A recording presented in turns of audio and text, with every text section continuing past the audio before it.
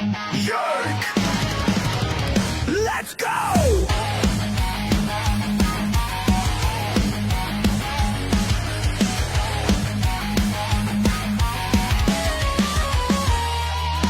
Cam's a shit kicker, 2 bombs in the lead. So Dragon Kyrou, there's no time for fatigue. And he's a shit talker, stirring up the show. Never played a shift, but he's ready to go. Welcome into the Kane and Schenn podcast, episode number 358, baby. Yoink, let's go. Happy Labor Day, baby.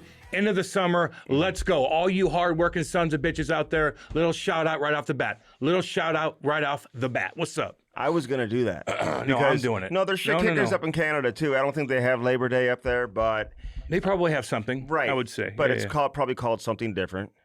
And that's fine. Yeah, but it's not today, is what I'm saying. But today we're in the celebrating US, the laborers up in Canada and we the live in US. US, man. It is what I know, it is. but we're celebrating the laborers up in Canada. And he forgets that sometimes. He thinks he lives in the hood. He thinks he lives there. No, you don't. You live in the US. That's it. Yeah, of course I do. You don't think I know which country I live in? I don't know sometimes. Cam's switching the time on me this morning. Oh, dude, you're late, too. I was in a good mood. Fuck. Switching the time. Yeah, Maddie even knows because Maddie has to be here longer too. Like you don't realize that part. Like Maddie got in here early. Well, I said 10 what o'clock, did I say and to Andy's you? like, well, Ty's got things, whatever the hell it is, and I'm like, okay, it's fine. I get that. You got 3 kids, it's busy. Dude. Lori was no. Lori was busy, and then Andy's like, hey, can we, how about 10:30? I haven't talked to Maddie. I go, I'll just text Maddie. I said I haven't talked to Maddie. And Maddie's like, 10's fine, just like we agreed about. So it's a Monday. It's Labor Day. I want to go hit some balls. Today. Oh, Cam's a golfer now. Beautiful. I know he's a golfer. That goddamn Arctic vortex is in our path, baby, for another week and a half here in St. Louis. What does that mean? That means it's going to be cold weather. Oh, nice. Yeah, it's going to get down like Arctic. Arctic. We have this trough like. And will it get back up into the 90s again before fall? Yeah. Because I would say. Typically September really has similar weather to August. No, for the first 3 weeks of September, it could be always feels like summer. It could be hot. So it's a false fall or whatever you want to call it. But yeah, we're lucky right now. We don't get fall-like weather typically sometimes in the Middle West August? Until like mid to late October. So there's like a statistic that said that we haven't had this kind of weather since the 70s in August. That's amazing. That's funny that I know that. Because in the 70s, they thought we were going to freeze it. That was an Arctic. Remember that? Vortex. No, I don't. Time magazine, hey, they predicted that we were going to freeze to death. Whatever happened to magazines? What do you think? The internet? What do you look at all day, every day when you're driving, when you're doing it? You look at your phone. Stats. That's stats. But that's what you look at, your phone. Yeah. You know what I mean? So now, but magazines you can still have downloaded on your phone. I didn't mean to be mean to Lori. I'm sorry about that. I'm going to apologize. You made me mad. I was here. You were 13 minutes late. Why are you bringing her into this? Well, because you said that you couldn't come here because Ty's by himself. I'm like, well, is Lori not home? You're like, she's working out with Chloe or something. Mm-hmm. And Ivy's at a sleepover. So it's all good. So, and he's fine. Never late for anything. He can stay by himself and he doesn't care. But it's just sometimes you need a little supervision. You were shooting pucks whenever I called you. Was I hear it every time. So funny.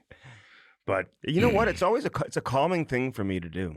It's the best thing, dude. If I had area, I'd do the same thing.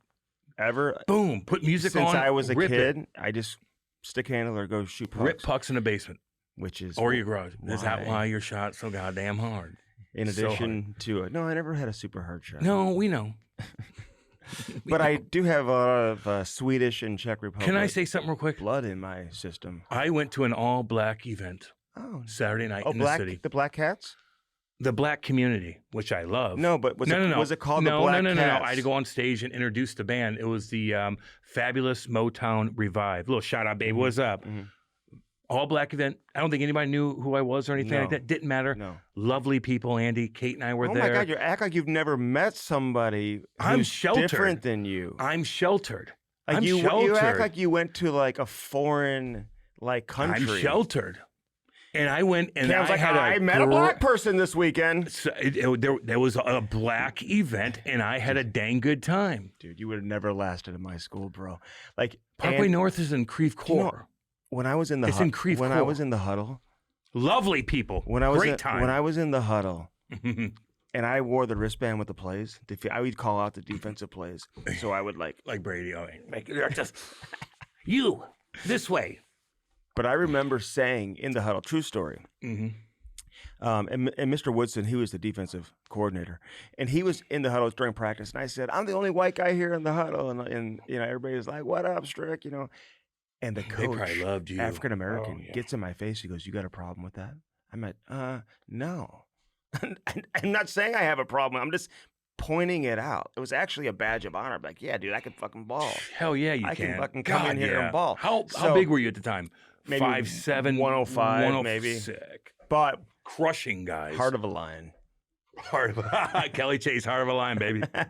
But you know what I mean? Like, I think some people do get sheltered. When I went to college, let's be honest here. I don't mean I'm just joking, but I'm not. But it was.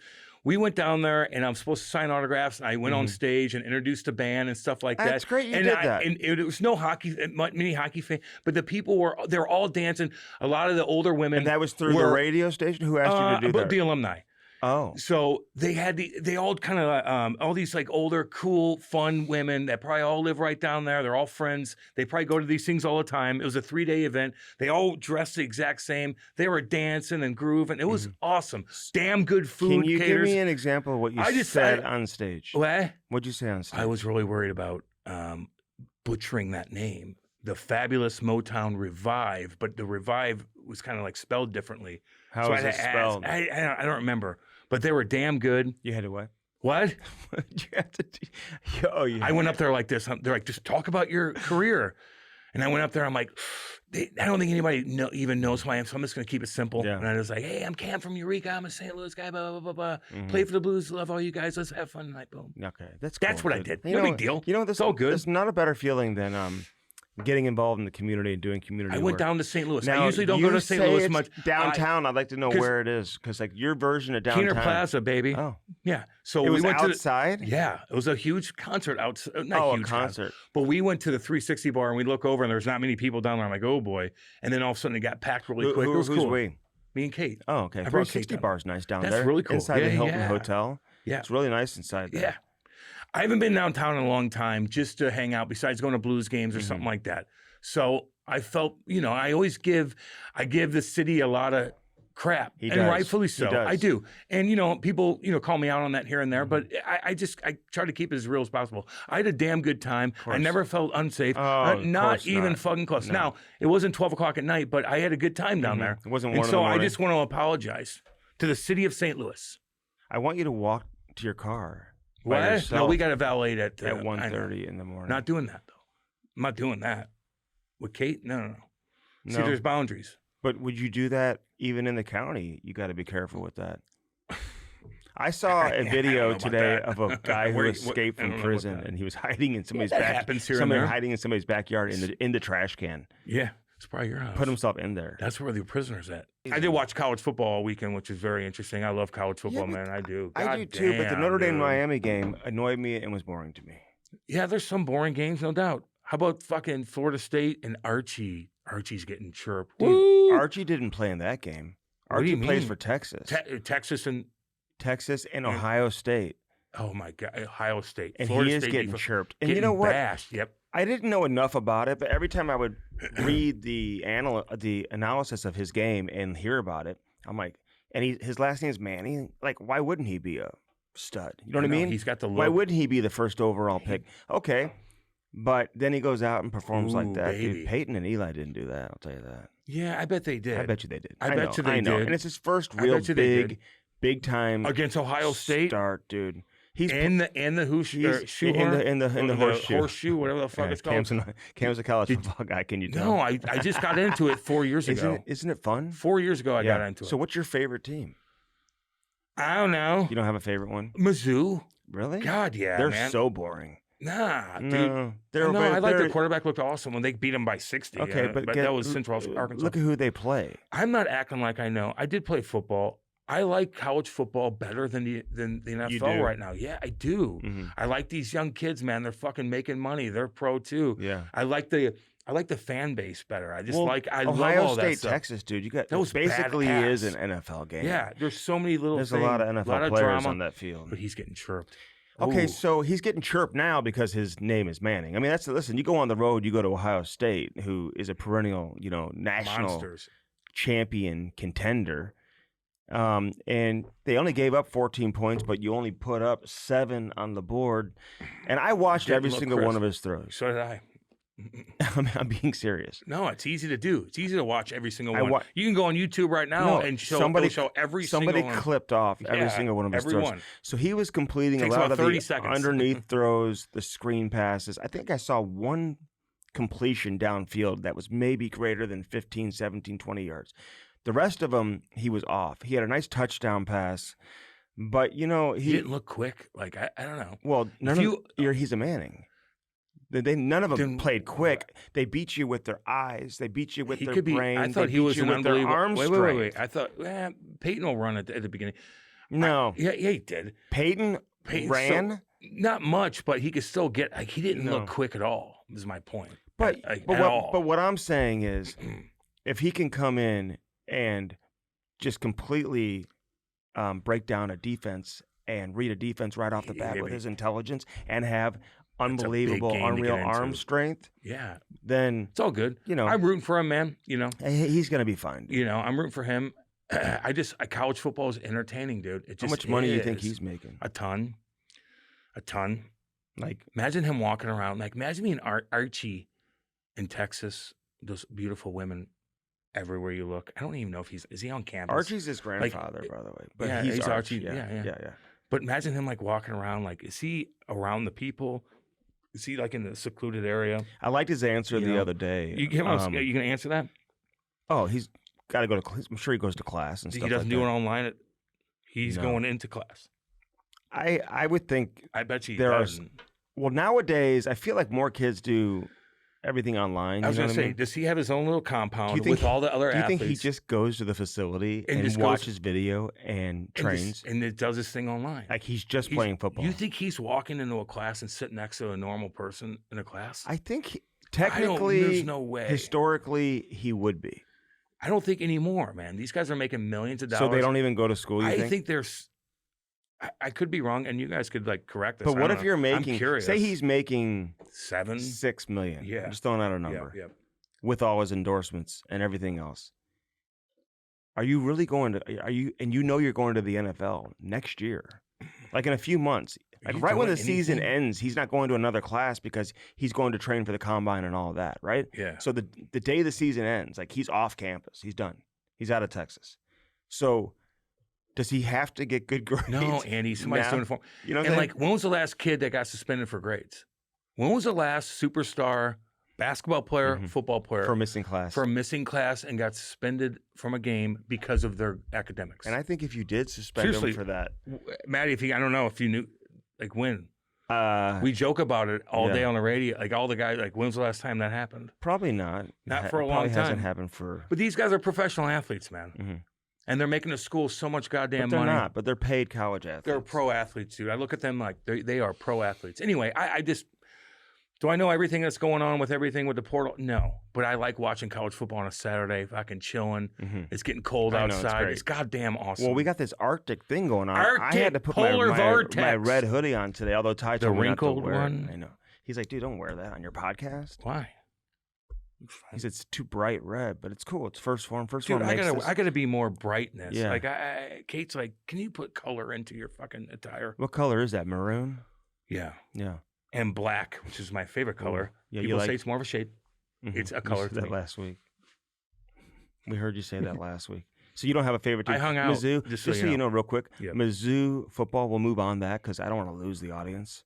Like they're not that interesting, dude. They play the worst schedule. They do have a And bad then, schedule. but they're in the SEC. So once they start playing SEC schools, they don't really ever beat anyone of like They won consequence. You know what I'm saying? 10 game. Yeah, I know. But like, and they're building, dude, Drinky Poo, which we called him at the very beginning because you got to go from Barry Odom, who's like a shit kicker, linebacker, to he wasn't a Drinky. shit kicker. He was Dude, terrible too. No.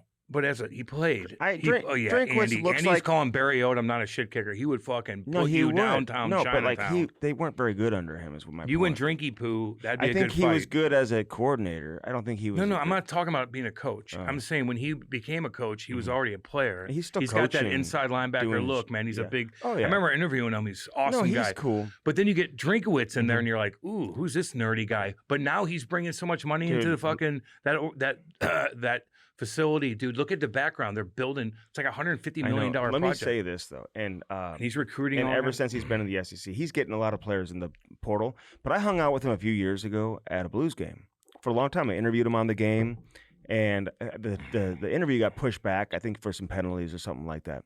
So we ended up hanging out for a little bit, and I walked away feeling completely different about him because I used to joke around on radio too and say that this guy's at my house fixing my computers one day, then he's running calling plays the next day because he does not fit the part. He's like a Kyle drinks Dubas, Coke. He's like a Eric Tulsky, kind of in that category. Very smart. Couldn't envision him like on the field. Didn't play, But he's in control, and I think the players like playing for him. And he is when you're in the SEC.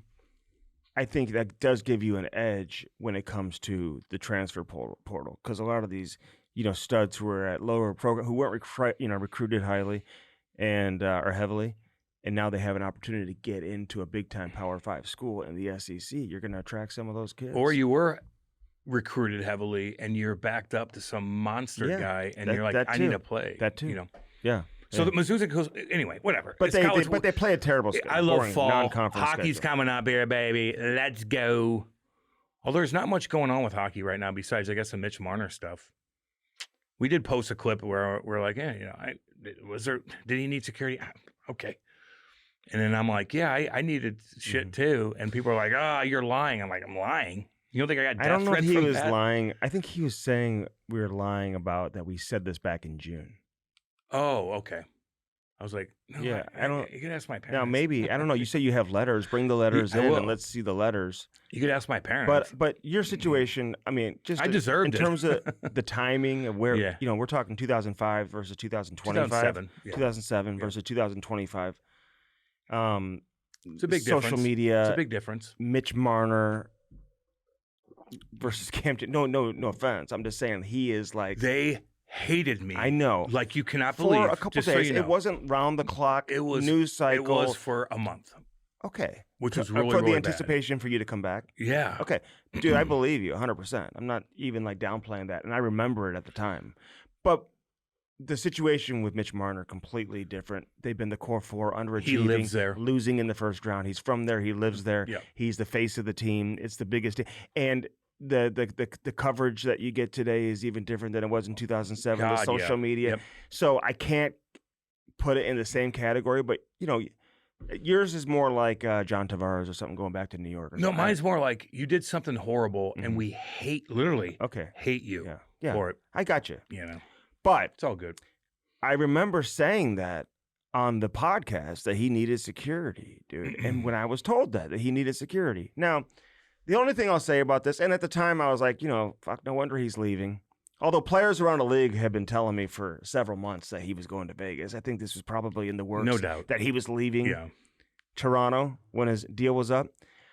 I don't know why he's going back to that, though, right now in these interviews, man. He should just be looking forward. That would be my advice to him. Focus on Vegas. Let's not backtrack and say, this is why I'm leaving Toronto. You were Dude, fine. You weren't winning in Toronto. Yeah. You wanted a change of scenery. I don't think the security issue is what pushed you out of Toronto. So let's not make this a fan issue. You guys didn't get it done on the ice. You didn't win. If you did, they wouldn't be posting your address and like hanging out outside of your house and all that, which no player should have to go through. He was carjacked at one point. He should never have to go through any of that. That's the most hardcore thing he went through. But let's not act like, okay, now we got to bring this up. I needed security. They posted my address, and that's why I had to leave.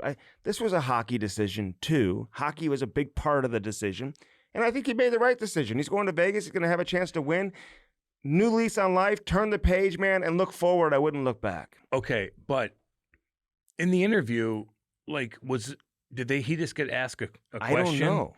Because it's not like did he come out and say, "Here's the reason why I'm leaving is because look what happened." Well, was it just a long form interview, and all of a sudden he was asked, "Hey, man, what happened with the security thing?" my thing would be if you are speaking on in an interview that you know is going to create national news, it's going national headlines, whatever. You are prepared when you go in that interview. But you don't answer that question.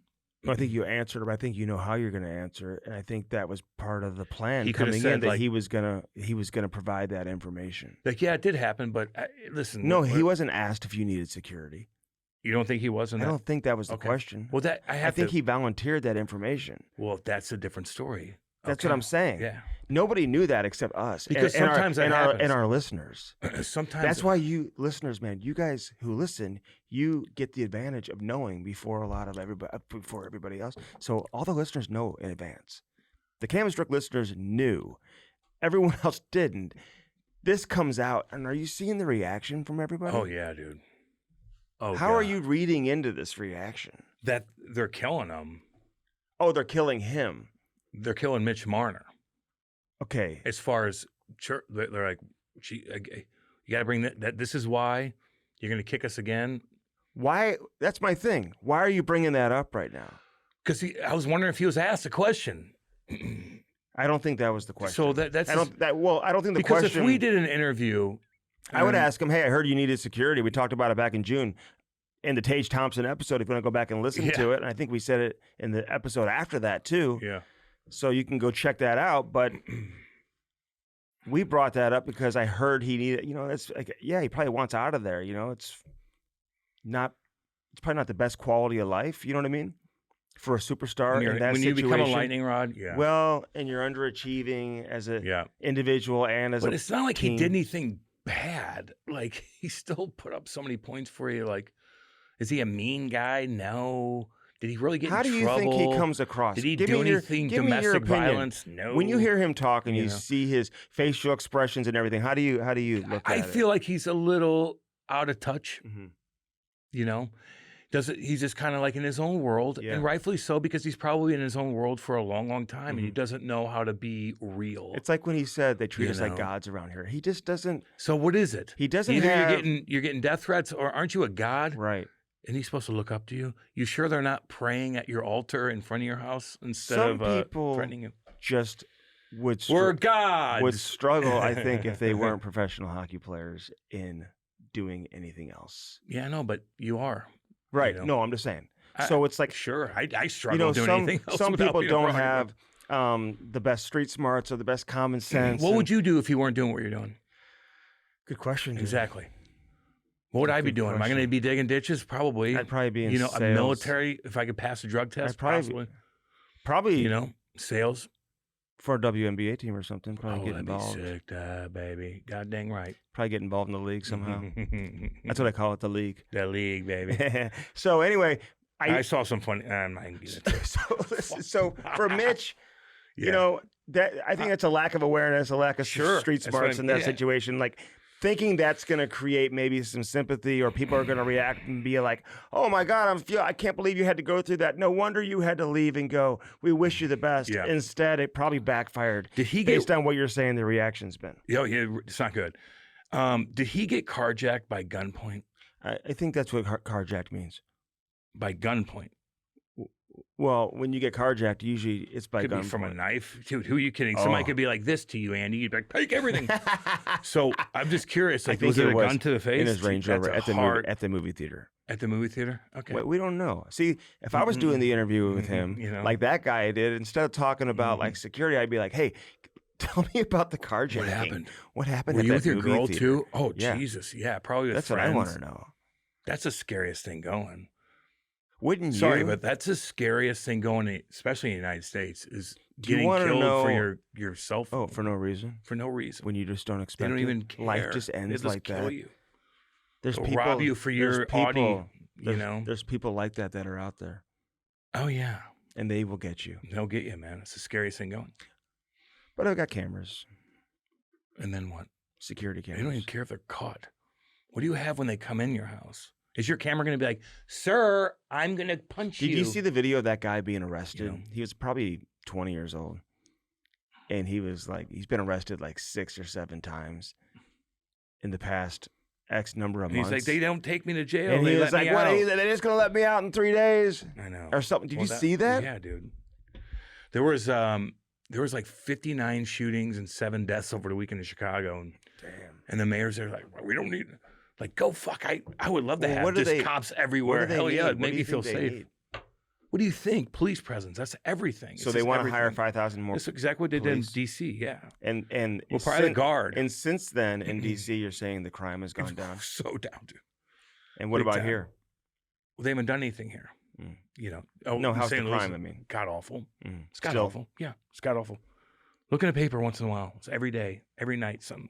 no Why one. don't you watch the local news sometimes? Like, Oh, it's the dude. local news is better than any national news. No, Local news. the local They're, news. listen, they're very liberal too, but they show the murders and the crime and I all know, that but stuff. that's It's so all good. they show. And if you have kids, Yeah, and then man, puppy I just stuff and don't, whatnot. I don't like my kids to be in the room when the news is on. You can't even watch the news with your kids anymore. Okay, then no, okay. Then, all right, I don't know. You know what I'm saying? Just look it up on your phone then. I do. You know, What do you there's think I murders don't- all the time. I pay attention to the news. No, you don't. It's all good. And listen, it drives you crazy too. I just like to do it. I'm curious. I like reading the paper. I like reading the fucking paper. You like the paper. newspaper? Yeah, $3 at the gas station. Is that what it costs? Yeah, I think you can get it delivered to your house for $1 a month.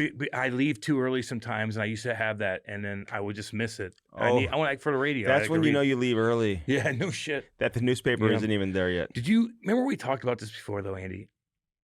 And we're not chirping. It's just very interesting. You know that girl with 2 heads, Abby and Brittany, Hensel. Okay, where's she living?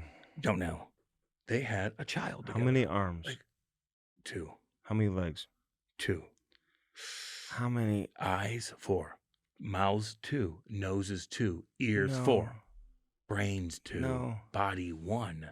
How many? Vaginas 1. It is. Things. What? Can I ask you a question? I'm Do just curious. both No the big deal. We brains love them. have the same sensory feeling, Damn good question. like when they touch the stove? That's a goddamn. See, I got quite. Let's get them on. I'd love to Let's get them on. They have a child. There's a So picture. who has a remember child? Which one had the child? They both did. One vagina.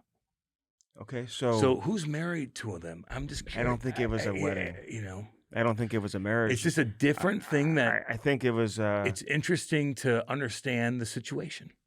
Can I ask a not making question fun of without, anybody. without being insensitive? And I'm not making fun Can you ask? because I don't. I want to know this answer. What? Do you think they could make a lot of money on OnlyFans? Oh my mother of God! Yes, I wanted to know that answer. they would make hundreds of millions of dollars. Could they? Are they athletic? What? Are they athletic? I don't know. Like I here's haven't seen them play if sports yet. you signed one or signed them to like Do you a have to pay two contract, people? do they both get paid, or is I it think it's one paycheck? one body, but I would say 2 brains or 2 people. Yeah, I'd be like, no, You you know got to what I pay mean? us both. But they're doing the same thing with the money. Who decides what to do in the morning? What I know. Do they argue? Do you control this arm? How do you know? I don't know, dude. Son of a bitch! I got questions. So what's the story? Which is so all good. They had a baby. What state? I just had to. What state? Who cares? I want to know where they live, dude. Like where they live. How old are they? I don't know. I don't know. And who's It the just father? popped. That's the question. How does that It's work? probably not a husband, but who's the father? You're right, Lane you're right. Hutson. What's the deal with that? Well, on the surface, it's very odd that he didn't get. We meant to talk about this last week, so I know it's kind of been like Yeah. discussed. But you know, here's the deal, because he's not going to make the team. I mean, but he may make the team. Yeah, Like if Quinn Hughes or somebody goes down and he's unavailable. Chinatown. Well, if he's unavailable because of injury, There's gonna be a ton of guys. Lane Hutson has an unbelievable first half. Yeah, dude. It's just not the tryouts. No, This is- doesn't but even like mean anything. USA Hockey, we're that good. Are we getting arrogant now? We're that good that the Calder Trophy winner doesn't get invited to the orientation camp. So what's the real reason, right? People are throwing out different things, and I know he's not going to make the team because I wrote down a couple of names, right? with McAvoy, Werenski, Sanderson, Faber, Slavin. I mean, there's a bunch of guys. Mix and match. Hughes, the Hughes brothers. Who knows? Maybe they both make it. So I don't think he's really in danger of making the team, but then I hear things. And again, these are just things you hear. There was something about him turning down Team USA for the World Championships. So I don't know if that was like a personal. Maybe they were banged upset up about it. I also hear his dad is very vocal. Oh, boy. And has been for quite some time at BU, but specifically at the National Team Development Program. And like one of those dads, right? Yeah, but this is big time stuff. This is like your dad can only USA do so much. Olympic team. And for whatever his dad may have did to ruffle the feathers or annoy people. That's what you're hearing? That his dad's the problem? Yeah. I don't believe that. Then, yeah.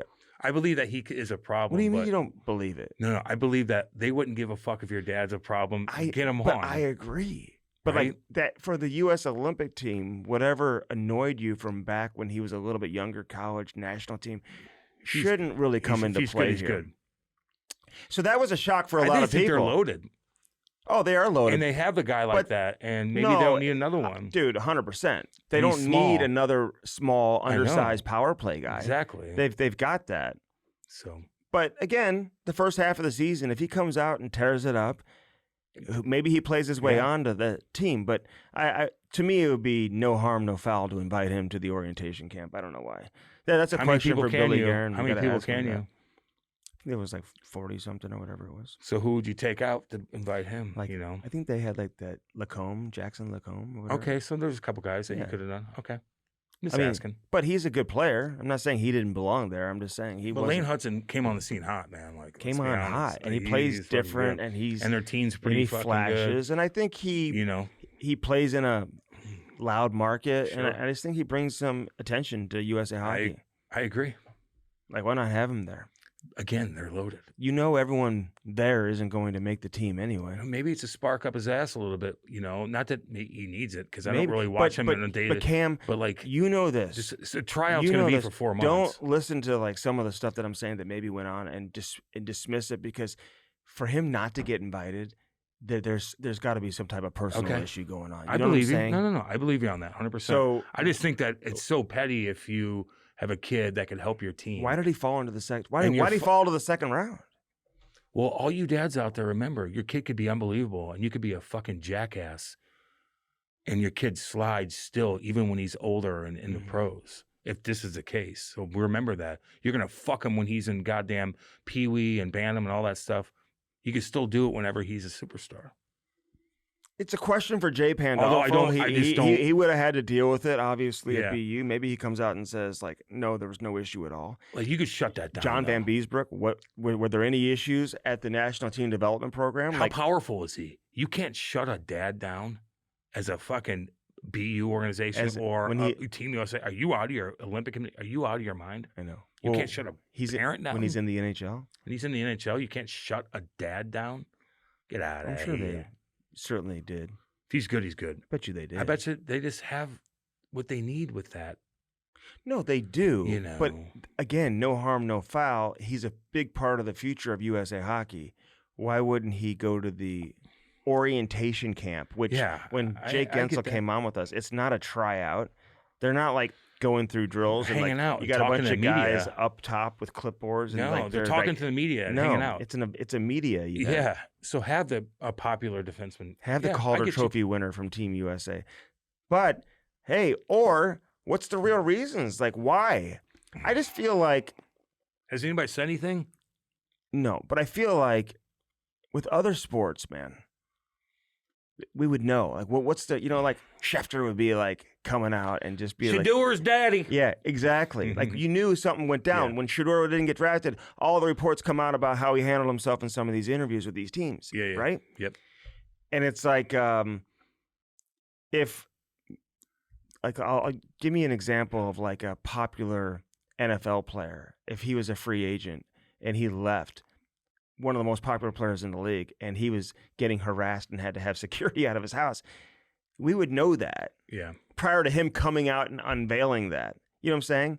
I know we said it on the podcast and we talked about it back in June, but it didn't make mainstream media. until he came out and offered that information on his own. Because the NFL is different than the NHL. How does that not get out in Toronto? How do people not know that he has police presence and security outside of his house? Like you're driving down the street and you're one of his neighbors and you're like, geez, there's Mitchie's house. Like, what the hell's going on here? You know, my dad is one of the security guys hanging out outside of protecting Mitch Marner's family outside of his house. Because I'll tell you why. It was probably an unmarked car that was sitting down the street and no one even recognized it. Or it was sitting in his driveway and people were just sitting there. You're right. So, still. It wasn't like the National Guard in D.C. what Trump's doing. Yeah. But still. Say it's a guy. It's a guy. Say it's Joe Burrow or something. Like, well, he should, because then they get robbed. Like, fuck, I'd have somebody in my front yard too. My driveway, if Kate was gone and my what do you house think robbed. of Kelsey and Taylor Swift getting engaged?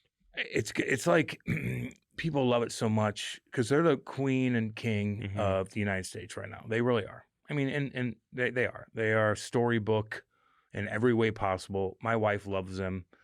You know, Jason's cool. Your daughter loves. Your wife loves. My youngest everybody daughter loves them. They're okay to me. Like, whatever.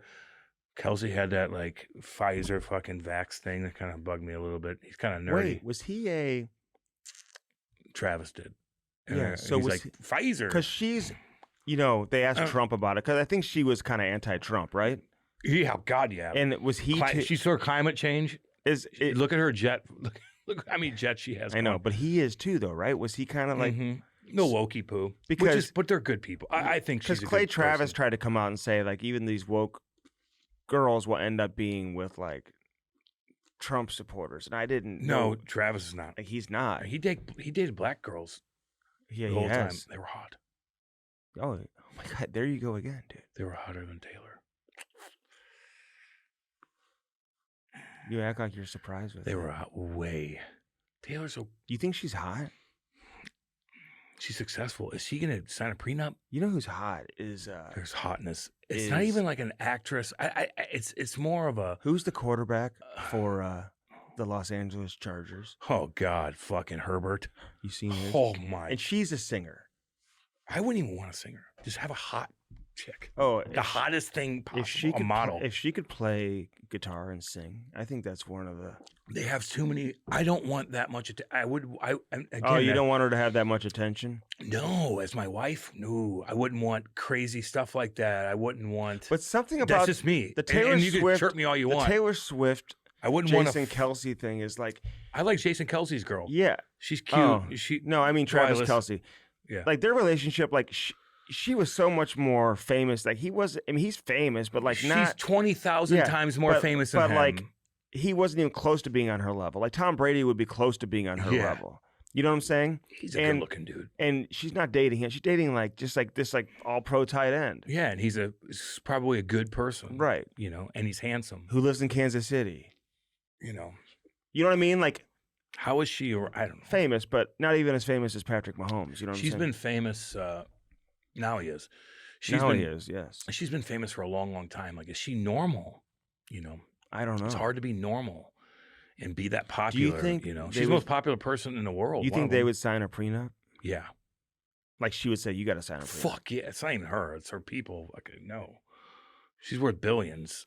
What if he says, no, I'm not signing it? Then they're going to not get together. Like, just like I know a guy what's that the just happened to him. Why would he marry her then? For love. Oh. Okay, yeah, they love each other. So he's going to marry her for money? What's the point of that? You have money.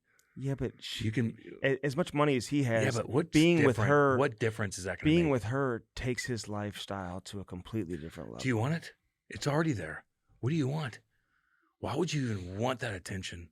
That's too much. Like she's like, I got to do this. I'm going to be in Port. I got to go there. I got to do that. I'd be like, no, can't we just chill? Are we not chilling? We're not going to go golf together. We're not going to go do this. Hey, I'm making a seafood boil and my stomach's going to get hurt and you're going to have to take care. That's not going to happen. You're fucking boom, boom, boom, boom, boom, boom, boom, boom, boom, boom, boom. No. Like that's not normal. To me, that's not normal. Because she's in Singapore about the show. No shit. Everybody's around. She's around people. She all day long. Like it's not. Can't we just chill and watch fucking smoke some back and Wade and make some goddamn good food and watch 1923, which Kate and I are obsessed with? Can't do that. What is that, a war movie? It's a badass, dude. Tyler Sheridan, shit kicking, badass. 1923, baby. Okay. Let's go. I like to do that. And then we're going to golf today. And I'm going to drink Bloody Mary. They can do that. She probably has her own golf course on an island they're somewhere. so normal. It's so normal. You can't do anything normal. She goes to he dragged her to the Cincinnati football game, dude. She looked like she was the last place she wanted to be. It's just not a normal. She's like, I didn't sign up for this. It's not a normal enough life for me.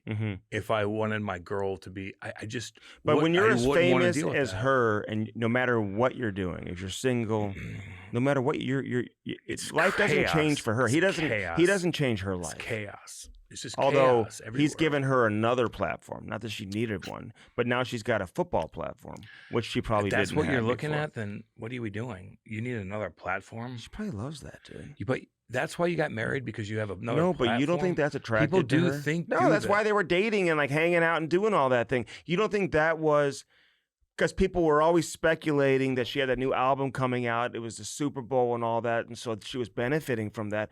You don't think she loves that attention that she's getting from a sector of people I think she's getting a lot of hate from people. Yeah, but dude, she wasn't getting the football attention before. She got the teeny bopper attention. There's so much attention she gets. I don't know. If she's thinking that way, it's not good. Well, how do you think she's thinking? That I love this little prince I have that respects me, and he's actually a stud, and he's handsome, and I want to. That's what you would want. And he gets my life. He gets my life, and we're going to work it out, and it's going to be fine. And eventually I'm going to retire, and we could go to our island together. Like, that's hopefully what it is. I think that's what it is. See, Andy's so superficial. Like, Andy would be like, right, let's go.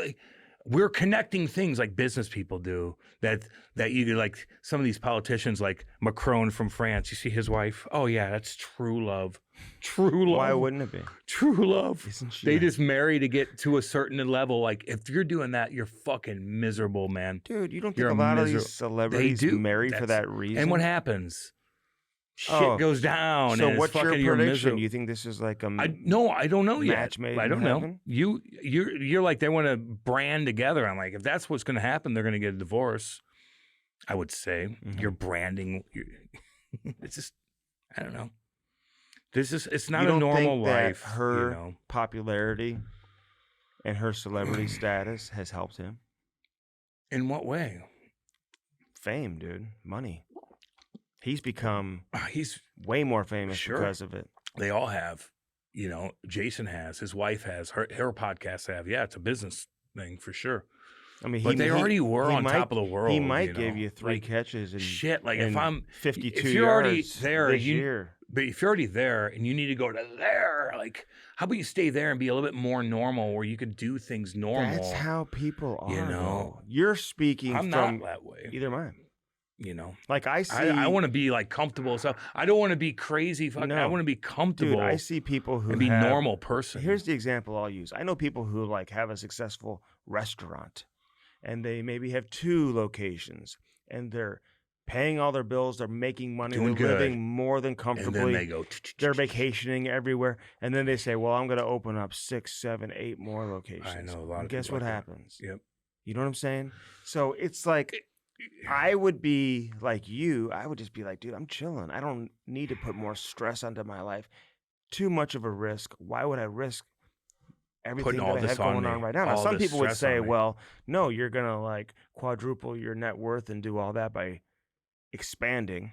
But I don't know. It depends on the situation. It depends on the situation. So on this Labor Day edition, we wish all the hard workers, Travis and Taylor, all the best. I mean, it's a big like people in the United States get freaked out over, British royalty getting married. Yeah, you know what I mean. Although I don't mind William and Kate Middleton. I don't mind them at all. You don't mind them now, but there's and the shady shit what happened to Princess Diana. That's for god dang sure. If you're really looking at that, it's crazy. Her car accident. Yeah, really shady. What do you mean, the limo driver? Yeah, was he wasted? I don't know if he was wasted, but they're trying to there's a lot of weird things. They burnt the car and all the evidence. Oh, it's really? Really weird things that went down. And there's a lot of weird. The car didn't catch on fire. There was a lot of drama that went down with Princess Diana and freaking Prince Charles and the affairs and who was having the affairs? And like it's so weird. Like Prince William or Harry looks just like one of Diana's workout mentor or whatever. You know? So that's the word is she was having affairs. Oh, that was for sure. They Not both him. were. They both were. Yeah. Remember But they when didn't like each Theo other. Vaughn told Wayne Gretzky he looked like Princess Princess Diana. Diana? So funny. Because there was a He's picture from hilarious. back in the day. He's hilarious. He kind of does. Oh, yeah. Yeah, when he had that little like, kind of like butchy fucking He haircut. kinda had You that. know, When he was younger. my mom got that in the 90s. I think it was like the remember. LA time. And that like kind of like somebody did that in a sitcom or something, and it just like Jennifer Aniston did with her hair back in the day, just blew up everywhere. All the women My were like, wife. "Ah." Oh yeah, the Jennifer Aniston. Cut. Yes, like the like From Friends. hmm A lot of the girls had those back then. Isn't it weird? Back in the day. Do you think you would ever name your daughter Karen anymore? No. I bet you that name plummeted. Plummeted. I bet you it already was. You know. But yeah, that's a No, tough Karen's one. just. I have an aunt Karen. You know, Karen's like fuck. They're everywhere. But now it's like such a. If it's a legacy name. It's put in this category so much to where you bring up the word Karen, people think Have of you that ever- fucking mean woman. That's Do you know of any? God, yeah. Like where is she? Not in my neighborhood. No. Where is she? All over the place, driving around, doing this, mad about No, everything. who do you know that's a Karen? Like a legit Karen? Yeah. Like a name Karen? Yeah, give My me one. fucking aunt, I just told you, cares. I have an aunt Karen, Okay. but she's not. I No. thought you meant like being a Karen. No. Do you know anyone that is a Karen? Sure. God, yeah. So how do you define that?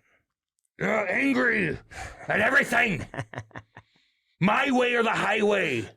What is this? What's going on here? Parking spot. Why your music's too loud? It's 4:30 in the afternoon. You pulled up to your driveway. We need to talk. I will call the cop. What?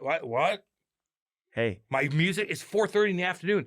My music's too loud when I pulled in my driveway. What? Hey, one other hockey thing I want to get into. And listen, training camps are going to be opening up in a few weeks.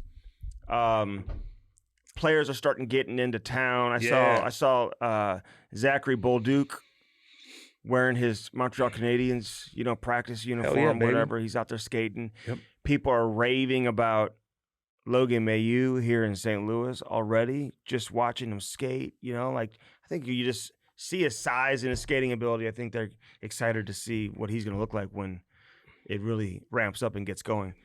He's a good kid. You guys are gonna like him up there. Yeah. Damn good shot, and he's big. Yeah, he's cool. And he's cool, too. Yeah, really good kid. Handsome too. Mhm. He's gonna really have a good time up there. Do you think Milan Lucic makes the team? I don't think so. I don't even know what they're gonna do with Joseph and Texier. Like they got, like what if Dvorsky comes on the scene and dominates? Mhm. Like I don't know. He's probably gonna get a sniff somewhere. Yeah. Then you got Bukestad and you got Suter. Like where the fuck are you gonna put him? You Never know. Some guys get hurt. They get hurt. What are you gonna do with Texier? Joseph. They're making $2 schmilly I know. each.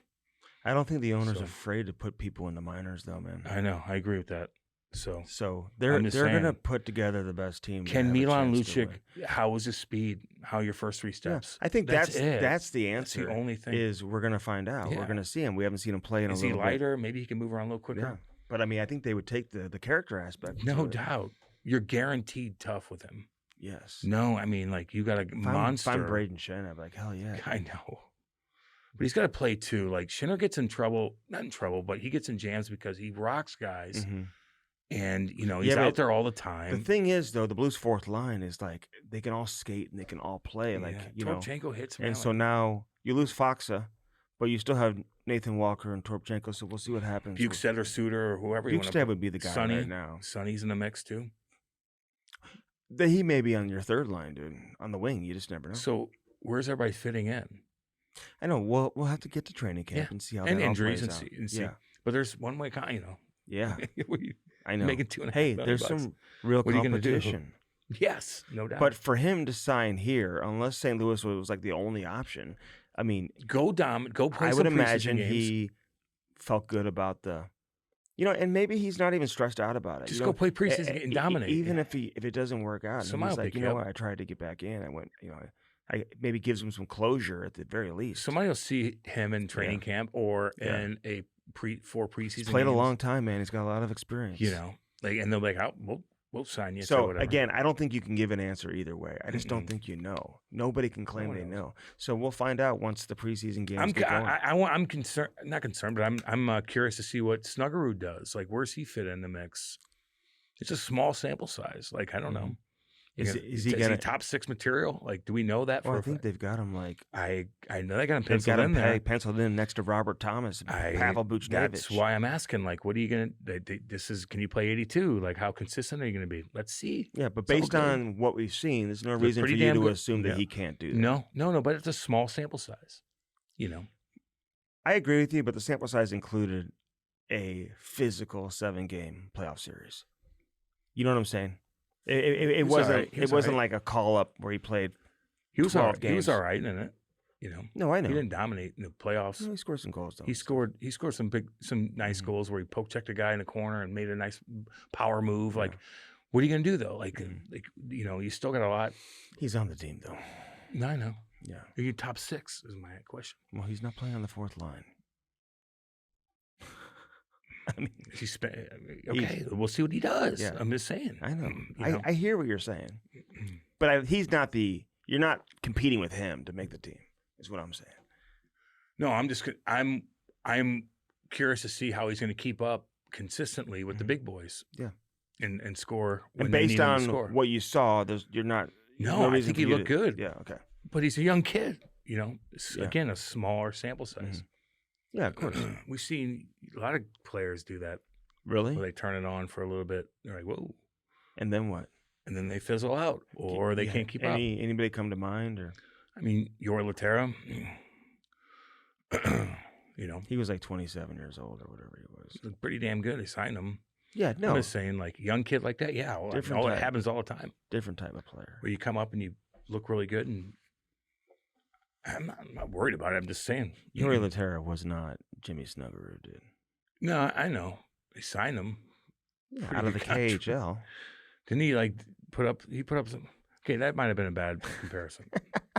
Can't take that out. That's fine. Give me another one. A young kid that came in hot and then didn't perform. Jimmy Campbell. I know. I mean, I know a bunch of guys in the Devils that I remember seeing that came in and I played pretty damn good, and all of a sudden nothing happened. So, but like I'm just trying to be real here. Yeah, but like I'm talking sorry. Like, give me like a 1st-round pick with a ton of expectations who dominated in college and then came in and like took off immediately. And got the trust. Taking off immediately. Well, like how many points did he have? Had the trust of the organization. Yeah, he's got the trust of the organization, no doubt about that. You know what I mean? Yeah. Jim Montgomery said, "What do you first have practice? What do you have last year? Knew. What points did he have last year? Let's look. I wonder what Dvorsky's going to do too. I'm curious to see how that kid looks. I think he's got it's going to be a little more of a challenge. And even like Texier, man, like every time he's in, like he's like he scores. Like I don't know. Yeah, then he got hurt and sick. Dude, you got to remember that? Like he was fucking out for like. Dude, we didn't 10 even weeks. know. So we didn't even know what was going on. All I know is the team was out of town, and he sat right next to me at the Frozen Four. I felt bad for him. I just remember watching him getting bagged every day. He's French. Like he's from France. Yeah.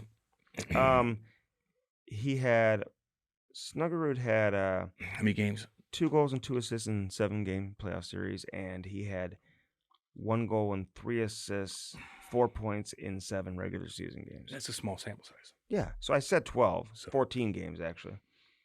So again, we'll see. You're right, dude. Now it's like, can you come in? I know. The kid. Now we need you to actually be a player for us. Take us to the next level, baby. Don't just surprise us. You're playing with Robert Thomas? Right. Fuck, he's going to be giving you passes left and right. How's that shot? You going bar down? He will. Yeah, nah.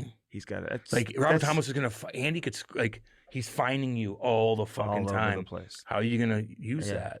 And then, because I think they want to keep Kyrou and Holloway together. Shit, yeah. Holloway's doing the same thing for you. Yeah. In a different kind of way. Yeah. Not as, skilled, That's I guess. your Blues talk. What? I'm just saying that's your Blues for the listeners out there. How's Snuggerud gonna do? No, getting caught up. We're just going over the roster. What'd you say? No, I agree. you break with down? Nothing. No, I'm just saying I don't want to bore the people. No, I don't want to bore the people with too much Blues time. Oh yeah, because we got Blues guys coming on. Yeah. But whatever, man. We live in St. Louis. Yeah. The Blues are gonna be okay. fuck, we got to talk about it, man. We got a lot of people that listen in St. Louis. We haven't talked about Blues. We talk about everything. When stuff gets going, we'll see all the teams. Mm-hmm. You know what I mean? Yeah, no doubt. Yeah. The Olympics are coming. It's going to be awesome. I know. So Patrick Kane. Yeah. Do you put him on the team simply because of his legacy status, or do you feel like even if he shows some ability that he can still play, if you needed to turn to him, you'd be able to still impact the games and be able to play at that level, or you just can't do that? It depends on whose spot he's taking. Whose spot is he going to take? Because the way I look at it, it's like Sidney Crosby's not on Team Canada because he's Sidney Crosby. No, because he's still putting up a point per game, and he was great in the Four Nations. If Russia had a team, Ovechkin would be on there because he's still scoring 50 goals a year or whatever. Of course. So is Kane doing that? What was his points? And I know everyone's like, Patrick Kane. Dude, I love Patrick Kane. And all these guys that are coming up at the NHL grew up idolizing Patrick Kane. But if he was still putting up 80 points a year, it wouldn't even be a question. And he did have 45 points in the last 43 games last season. I think he even said, like, under Derek Lalonde, and maybe it wasn't a great fit for him. They got the power play going. They played too safe. You hear all that type of stuff. But then he said, I got to play better too. And he did down the stretch. But you look at this roster right now, okay, he's putting up some power play points in the NHL. Is he getting on the power play in an Olympic game? Well, I would probably have him on the power play more than any other situation. Correct. Because that's ice where is you'd big. want to. Like, I saw him play like he still has You saw him in the first half, I think, though, right? Okay, but he didn't look quick, which is fine, but man, he still has a skill. So on a power play with a big ice, I think he'd be perfect. I don't think his hands they don't go anywhere. They don't go anywhere. No. Your shot's probably okay, but it's the way your shot's affected by the way your movement is too. Your hand's not necessarily like you could still move around when it comes to that, but I don't know, man. Whose spot is he taking? Is it a young kid that's got some size and that gets in on a forecheck that could skate better? Mm-hmm. That has a lot more energy and pace. I don't know. You got Brian Rust as a guy who's you know what I mean? there Like who's got pace? Who could skate on that who big plays with ice? pace? Yes. Who's gonna go in the corner? Brock and not, Nelson didn't really do it for me. I told you that, man. Like I know he's a good player. I know of course he is. But again, what did he do when he went to Colorado? We talked about that before he went to Colorado. He signed a big contract. I know. And I go, I'm telling you, I predicted that. Right. What did he do when he got to Colorado? Did he perform?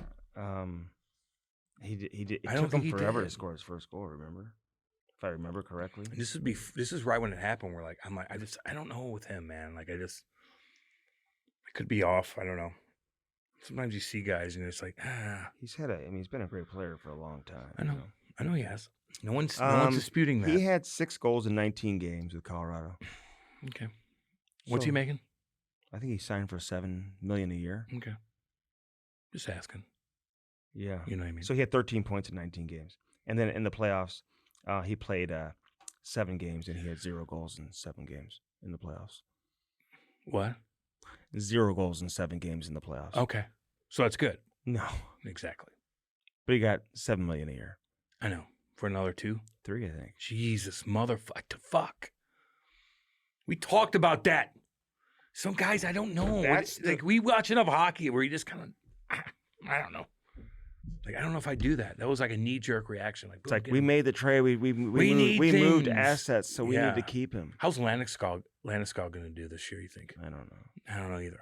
Dude, I can't. I don't know. Those type. Like, of was he? I hope so. Because I love the guy. Went through an awful lot to get back. I think he's the ultimate cat. I think he's awesome in every way. But what is he going to be? I don't know. My prediction. I think Makar and McKinnon, the two of them, are just so good they will get you in the playoffs. Yike! But people who are expecting Colorado to be Colorado, God, that's good. Like we've seen the last several years, and they're going to be a top 3 team in the Central. I just don't see it.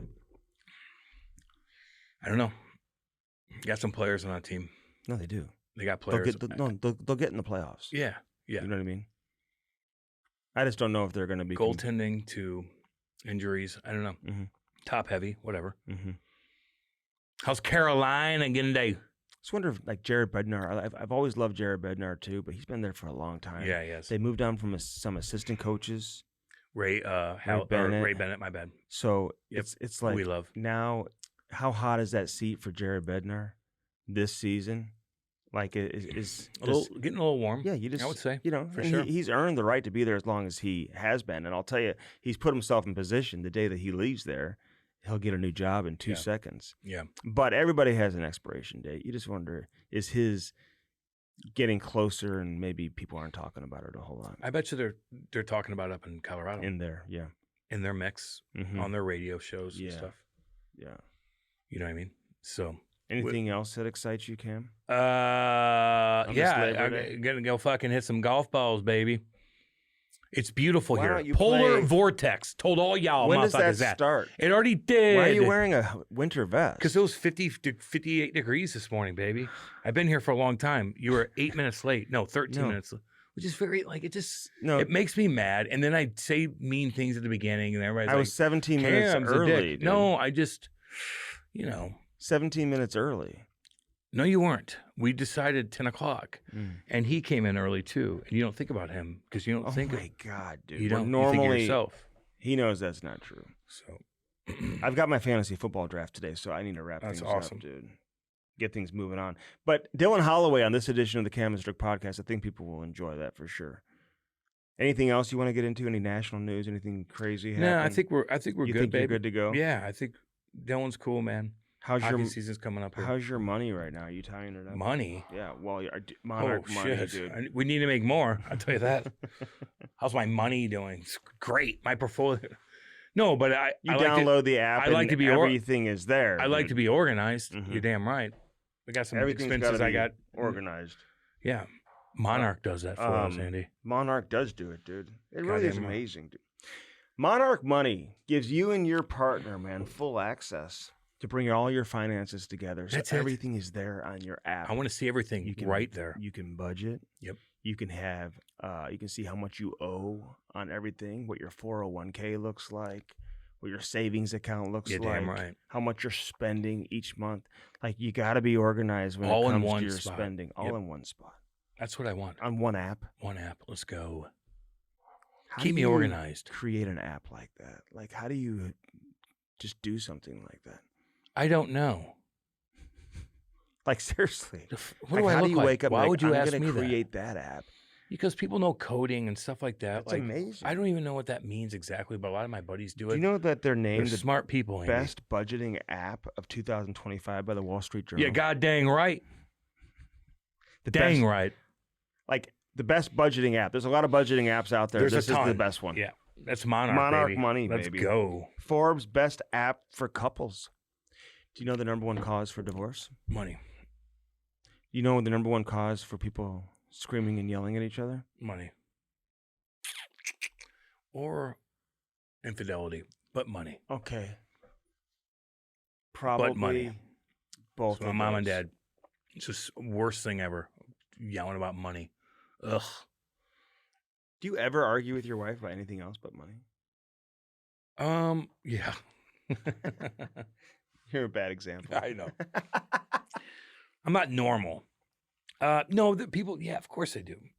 Time and this, that, and the other, and, No more guessing, no more hiding, no more, I didn't realize you spent that much. That's what I don't like. They see it anyway. Well, then it's a wake-up call. If you're spending too much, you need to know. Monarch Just Money, like if baby. your wife's spending too much, you need to know. MonarchMoney.com. You know what the promo code is? Strick. Fuck. That's 50% off your first year at MonarchMoney.com. MonarchMoney. Let's go. Let's go, baby. Let's go. Download that app and do it today. You see it up on the screen It's right right there, baby. It's right there. Monarch Money. You see the promo code Strick. Put that in bold letters. Maddie's got it in bold letters for you so you can see it.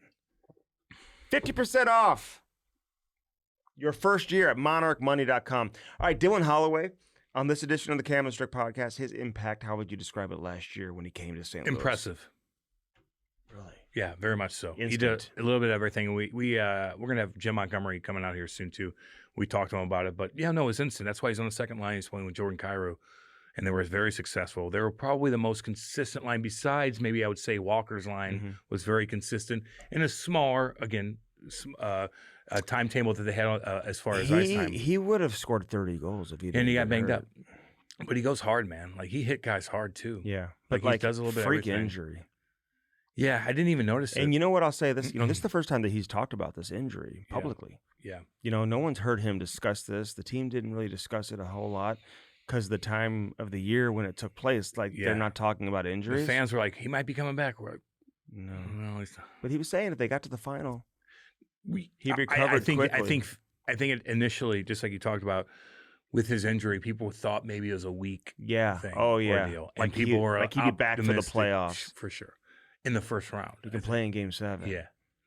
Not even close. I love how he went to Game 7, though. Yeah. No, I asked him, like, where were you? And he's like, I was there. I'm like, oh, yeah, okay. You should Other be. games he wasn't, though. Yeah, I didn't know how bad.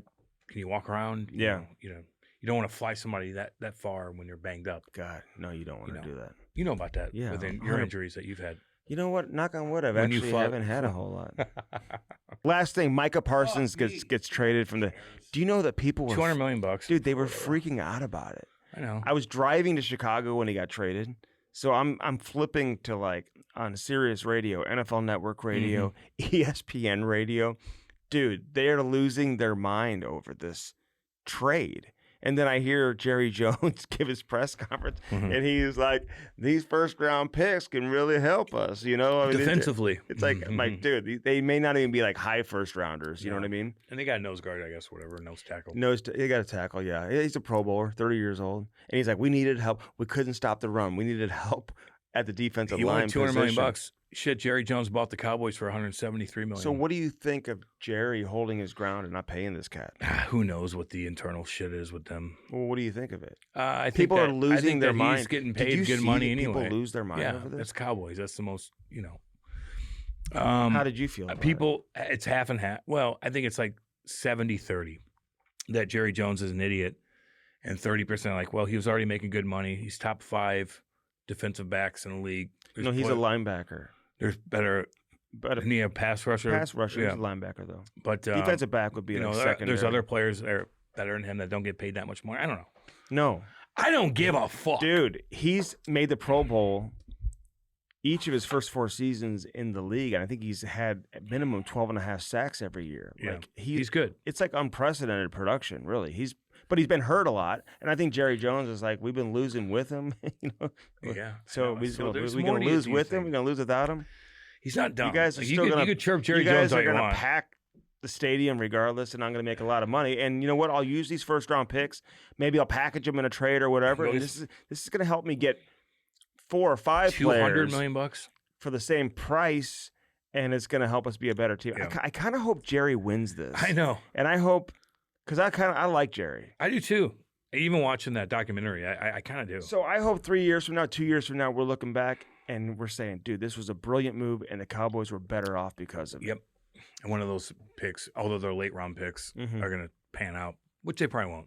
Yeah. So football starts next week. I can't wait. Me too. And we'll remind Cam that he likes college more than NFL. I do. I think you'll love the NFL season. Yeah, I know what it is. Yeah. I know what it is, Andy. Yeah. I know what NFL is. Okay. We used to have a team here. Firstforum.com, baby. Yeah. Use our promo code firstforum.com/Cam and Strick. Let's go. And that'll save you a bunch of money. Do it and do it today. Firstforum.com, baby. This is a First Form hoodie. They got First Form, supplements, Hats to protein, supplements to bars, to meat sticks, to energy drinks, which I would not survive on these hockey trip weekends without the meat sticks and the energy drinks. Yeah, no doubt. That's a good and combo. The bars. It's a good combo. I mean, I just pack the bags. Just pack it. You know what I'm saying? So, what do you have in your bag today? Always. Oh, nice. Always. That's barbecue flavored, huh? Yep. They've got all different things. 20 grams of protein. Wow. Makes you horny. Feel good. It does. You're confident when you're horny. Firstform.com/Cam and Strick. Hatlaunch.com, baby. Put your logo on a hat. Get a customized hat made in like 2 weeks. Dude. 2 weeks, baby. Easy. I mean, massive right here in St. orders, Louis. too. Yep. You know how many companies have said, I want to get some hats for my business with my logo on it, and have turned to Hat Launch to get the most quality, best customer service, quickest production you're ever going to find in a hat company. Good people right there, baby. Good people. Where are they located?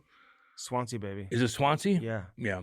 So right across the river in St. Louis. So they're from St. Louis. Swansea, we Illinois. just say Swansea. Hatlaunch.com. Get it and get it today. True Float.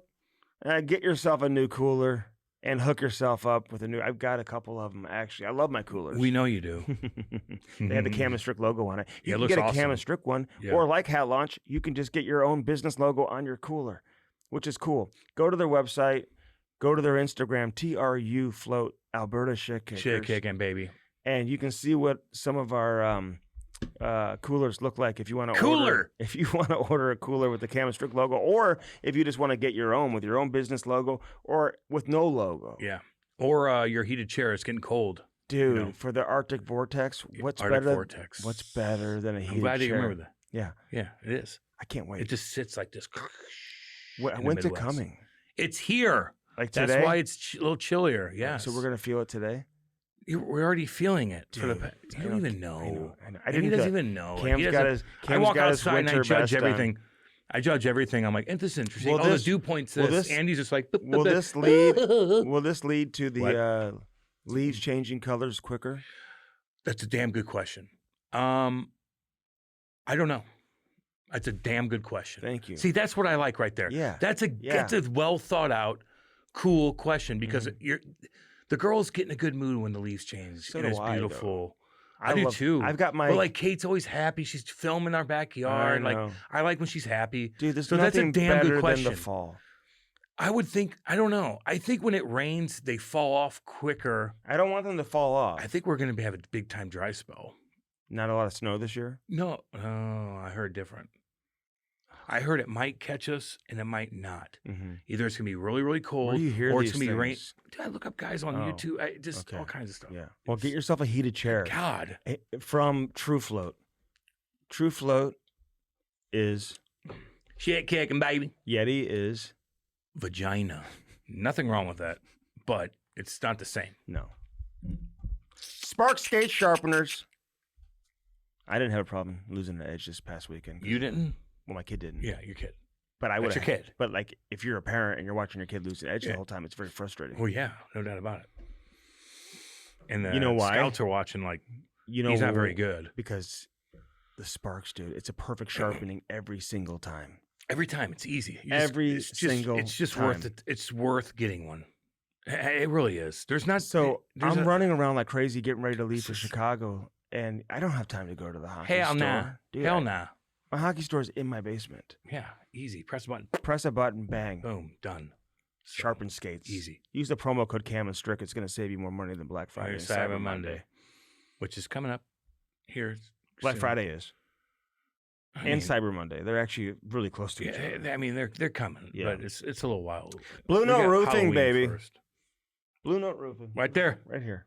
Right there. 314-920-5713. It's a good time to get your roof done because it's not going to rain or anything like that. Oh, and they love this weather. yeah. Oh God, yeah. David Novak and company. Yeah, they like that polar vortex. Oh, yeah. They probably love the Arctic Vortex Yeah. and the fall and the winter. They probably get a lot of work done in the fall and the winter because it's not really always very wet here. Sometimes it just I'm just changes. saying. It changes all the It time. snows In Missouri, maybe it changes. randomly, I guess, Shit, whatever. it could get bad. I know. We've had nasty snow last year. But we were stuck everywhere last But year there's because of nothing snow and ice. better What are you talking than about? when you have. So I've got these Morning Glory maples in the front of my house and the let's back go. of the house. Don't waste people's time. And my maple tree can, which I planted. You know how big it was when I planted it? How big? Dude, like this big. All right. Come And on, now let's it's go. massive. And wait till you see the leaves change All right. colors this I know. year. We all have something like that. Okay, not It's all everybody good. has that. A Morning Glory maple. Do you have those in your backyard? God, I got all kinds of stuff. Like, you're being rude right now to the listeners. You're on your phone. You're distracted. I'm just making sure Brody's going to put out Dylan Holloway instead okay. of Jim Montgomery. Yeah, I got you. Yeah. No big deal. Big difference. Blue Note Roofing, That'd be baby. embarrassing. Gutters, We love you, soffit, buddy. fascia. David, we love you, homie. Hell yeah. Soffit, fascia. Fascia. Siding. Whatever it is you're looking for, whatever it is you need, get it from Blue Note Roofing. Shilly Plastering, Cam. Get Oh, plastered with Shilly Plastering. God damn. I thought maybe I texted you yesterday. You took a little bit of time to get back to me. It wasn't long. I was at a funeral. Yeah. Oh, Kate's uncle. So, I wonder if it was the same funeral. no, of you. Is Like, his it's always name- the same. Is his name Bernie? Andy thinks that he's involved in everything that other people do. Her uncle. You were at the passed? same funeral as me? No, you weren't. I would have No, I noticed wasn't you. there. I would have But noticed my you. family was there. No, your family was Like, not not here. my wife, No. Different. like- There's other people that die. And all have funerals. Yeah, there's other people on the same day away from like the Kyrou Racket Club area. It's a coincidence. How did he die? I don't know. Old age. Damn. Yeah, it's all good. No, dude, It's all good. No, don't act like you give a fuck. We're talking about the same. Don't act like. Let's go. Are we? Come on, let's go. No, we're talking about the same person. No, we're not. Let's go. Because the person I know who don't died. disrespect him.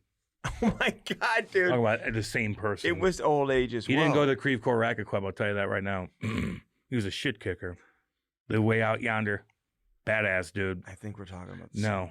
No, we're not. Trust me. Could you imagine? Let's go. If you were at the same one that I was at. Yeah, it'd be awesome. Fucking God. I'm so antsy at these fucking things, man. Like, I'm bad. You're antsy? Like, I'm so... Oh, at the funeral? Oh, yeah. What is it? I didn't know him that well, so I'm just like, kind of fidgeting the whole time. I know. I don't know what to do. No, it gets like that. You know? I know. But he was sweet to Kate, so I got to respect shit out of it. Yeah. Okay. You ready for some Dylan Holloway? Yeah, let's go. Great number 81, baby, on the Chemistry Podcast. Yeah. The Chemistry Podcast is brought to you by First Form, baby. Use our link and do it today. www.firstform.com/camandstrick. Get jacked now. They are the real deal. Get that protein, check out the apparel, eat those bars, and drink those energy drinks. Firstform.com/camandstrick. Yeah. Now on to the interview. Were you in the mountains in Calgary? We just hit record, by the way. Are you in the mountains? No, so like I'm from Bragg Creek, which is like on the way out to the mountain. So it's like in the foothills. And then I just recently got my own place. So it's like a little closer into town, but it's still like not in Calgary. It's like 5 minutes outside. So it's a place not many bears. Valley. Yeah. No, there's some bears out there. Yeah, maybe. They're black bears. Just kind of like in my backyard, maybe. Yeah. You don't have to worry Are about you it. fishing a lot? Like, what are you doing? Because we're envious. Yeah. Yeah, I'm fishing. I like to fly fish. I was kind of on a heater when I got home. I was catching a lot of fish, and then I went ice cold there for like a month. So like I stopped for a little bit, and then, but yeah, other than that, just kind of training, hanging out, hanging with friends. My buddy just he won the Calder Cup, like the AHL, the Calder Cup. So he had his cup party this weekend, so that was fun. Who's that? Who's that? Give him a shout out. Dino Canbites, my good buddy. So wait, so they get the cup for a day when you win it in the American League too? Yeah, for a day. Yeah. Damn, dude, somebody's got to travel around with the American League Cup also. Like if you play in Russia, if you're from Russia, you get the cup for a day in Russia. I think like the players just ship it to each other. Like I don't think you get it. Like I don't think someone handles it. It's just like the cup's just getting shipped around. So it's like you take it now. It's broken. It's got dents everywhere. Yeah, that's awesome, man. So let me ask you something about fishing real quick. Sorry, but you said that you went to a place, you're fly fishing, you're chilling out, but you didn't catch many, and then you stopped because you were pissed that you didn't catch many. Well, is that how it works? That's not the whole story, no. But so when I got home, like I was fishing a lot, and I was on a heater. Like every time I went, I'd catch like a few nice ones, and it was going good. And then I got skunked one time I went, and then the next time I went to a different spot, got skunked, and I was like, all right, like I gotta kind of rethink what I'm doing here. And then but then the water was high, so like I didn't catch anything then. And then at that point I was like a little dejected, so I kind of took like a little hiatus, started doing some other things, started golfing a little bit, and then just recently I went 2 weekends ago and caught some nice ones. So do you keep it and fillet it and fry it and all that stuff, or? You can. I personally don't. I should honestly start because like, it's a really good fish. Like, it's good trout, but I kind of just catch and release them. It's more just get out there and do something outside. I get you, man. Do you go early in the morning, like 5 a.m. and start fishing? Because when I go salmon fishing, you don't do shit, dude. I do.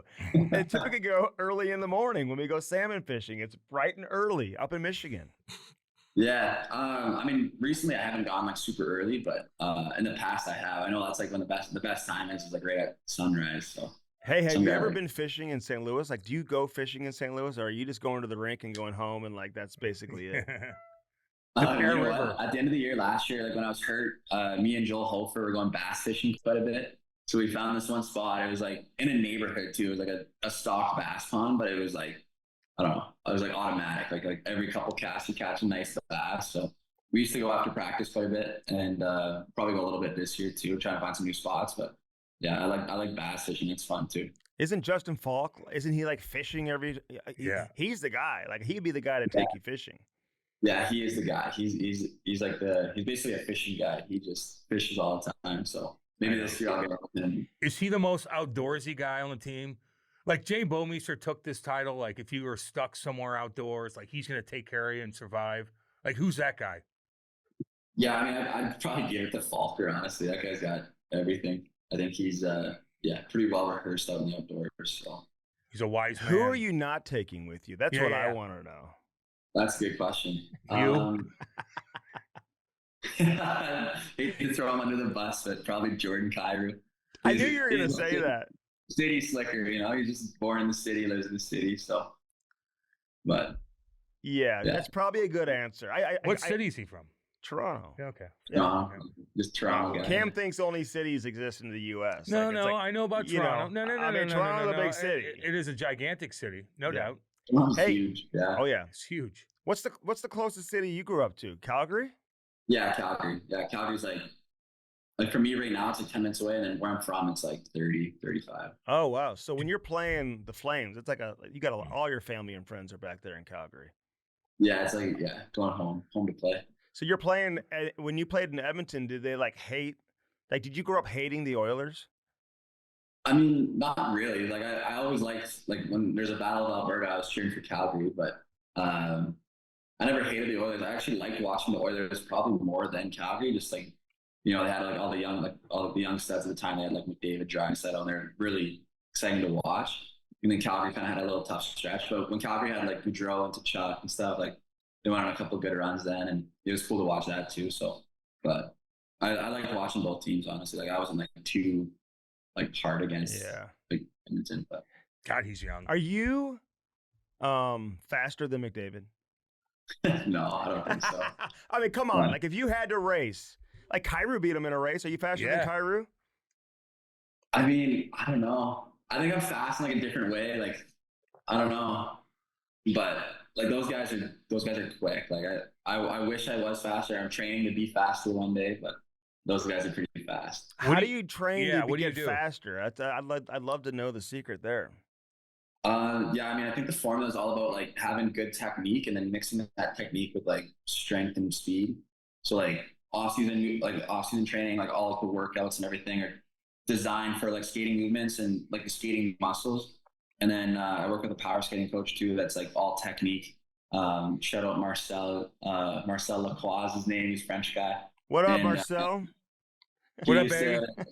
He used to coach the Olympic speed skating team in Canada. So he's all about form and technique, and it's really good stuff. I like it a lot. And then pairing that with off season, off ice workouts and stuff, I feel as you get stronger and have better technique, then the speed will come too. So. Do you have a bicycle that you ride on the roads with no shoulder and piss everybody off? Are you one of those guys?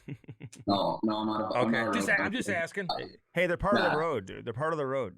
Oh God. Cam hates all the cyclists. They drive me, dude. Dylan, they drive me nuts out where I live, man. Trust me. I'm kind of on the same page. So some of the cyclists think they own the road, and it's they're just almost in your lane. You got to drive by them. It's dangerous for everybody. So. Everybody, and including them. And then you drive by them, and they're they look at you, yelling at you, "What are you How doing? dare you go to work, sir?" Good God, I love it. Hey, man, how you feeling? We got to know how you're doing, and can you explain what happened to you? It was kind of a mystery because of the timing of the year. It never really was talked about a ton because it's the playoffs, and you're being a little bit secretive. So, what happened to you, and how you doing now? Yeah, I'm feeling really good now, 100%. I've been 100% for the last probably 3 months. It was a little bit of it was shorter than originally thought, the recovery process. So I was thankful for that. What I ended up doing was I tore my oblique off the hip bone. So I had a pretty big tear off the hip bone, and I ended up needing to get surgery to fix it. Normally with oblique tears, you kind of just let it sit and then it'll heal on its own. But because there's so much off the bone, and then it kind of retracted into my abdomen, they had to pull it down and reattach it to the bone. Oh God! So it was a pretty extensive surgery. From the hit, there's no way that hit should have ever done anything like that to me. But it just happened, and then the actual recovery process was brutal. The surgery, I was in the hospital for a couple of days after, just sitting there, kind of getting some drugs, trying to get through the pain. And because I had to go in like through my abdomen and then through the side. And then the next couple of weeks, I was kind of laying down on the couch, like not able to do much. And then, but like a week after that, so probably 3 weeks after surgery, I kind of turned a corner, and then I was able to kind of get my core going again, do like light workouts. And then about a month and a half after, I was able to skate. And, we were out of playoffs by then, but I was hoping that we'd go on a deep run and then maybe make a comeback. But I think this year's the year. So when would you have been able to come back? You think? Would have had to make it to the third round, to the conference final, like, or are we talking to the Stanley Cup final? Like, when would you have been healthy enough to play? You think? Yeah, I mean, Stanley Cup final, I'll be back for sure. I think regardless, I feel like anybody would be, and then I think like the second round would have been pushing it a lot, and then I think maybe the third round, but then again, like I don't really know. Like it's hard to say, and then it's one of those injuries too that like can get worse, and then if it gets worse, then it's like you're back to square one. So it would have been like something that we talked with like the training staff, doctors, and the team, but I'd have definitely liked to, like if we're going on a deep run, like I'd have definitely given my all to try and come back. It sounds like the same surgery that Matthew Tkachuk had to have, like the same injury. Like you didn't talk to him at all, right? He didn't reach out to you or anything like that, did he? No, not about the injury. Yeah, I'm not really too familiar with what he's got. I heard it was something similar too, but it's kind of a gnarly injury. Like it's one of those ones that it sucks to have. It sucks to have happen, and it's just the way it happened too is even worse. Like I got like blown up into the boards, just like going in full speed, and then it happened. I'd be like, okay, like fair enough, But it was like wasn't even that big of a hit, and I just got me in the right spot, and yeah. When was it? Like what? So people don't know. Like what game was that, and what exactly happened? Game 77 against Pittsburgh, first period. Yeah, I was turning up in the corner, and then the Pittsburgh player came in to try and hit me, and I saw him coming, so I went to like kind of hit him back like, up high, and then as I was up like that, he like kind of turtled a bit, hit me with his butt, and his butt hit me square on like the oblique. Right on the hip bone, and just like severed it off. And you knew right away, like, how much pain were you in at the time? Yeah, it was a lot of pain. It felt like, when you get winded. At first, I thought I was just winded, and then it was like I feel like my whole, like even my leg, my whole side of my body just felt like it was on fire. And I don't know. And then I went like as soon as I got like off the ice, I was like the intermission happened. It was like great. It was like a minute and a half before the period ended. The period ended. I walked off, and I was like, something's wrong. So. Damn, man. Yeah, man. What was it like watching the team play in the playoffs? Like when you couldn't play? Because you were such a huge part of the team, dude. Like they don't even make the playoffs maybe without you, just in terms of how you impacted the team. So what was I like having to watch? Yeah, I mean, I appreciate that. It's so hard like to watch. I don't think people really understand like as a player, like all you want to do is play, and especially come playoffs, like you work so hard all year. Like I thought our team really showed like a lot of character and grit all year to just grind into the playoffs. And then I think it was after All-Star break, we were doing the math. We had like 24 games left or something, had to win 19 of them to like have a shot. And we did. And it was just like such a cool run that the boys were on, and everybody was really coming together, playing good hockey. And it was definitely really tough to be out and like not be able to help the boys and be in there, be in the battle with them.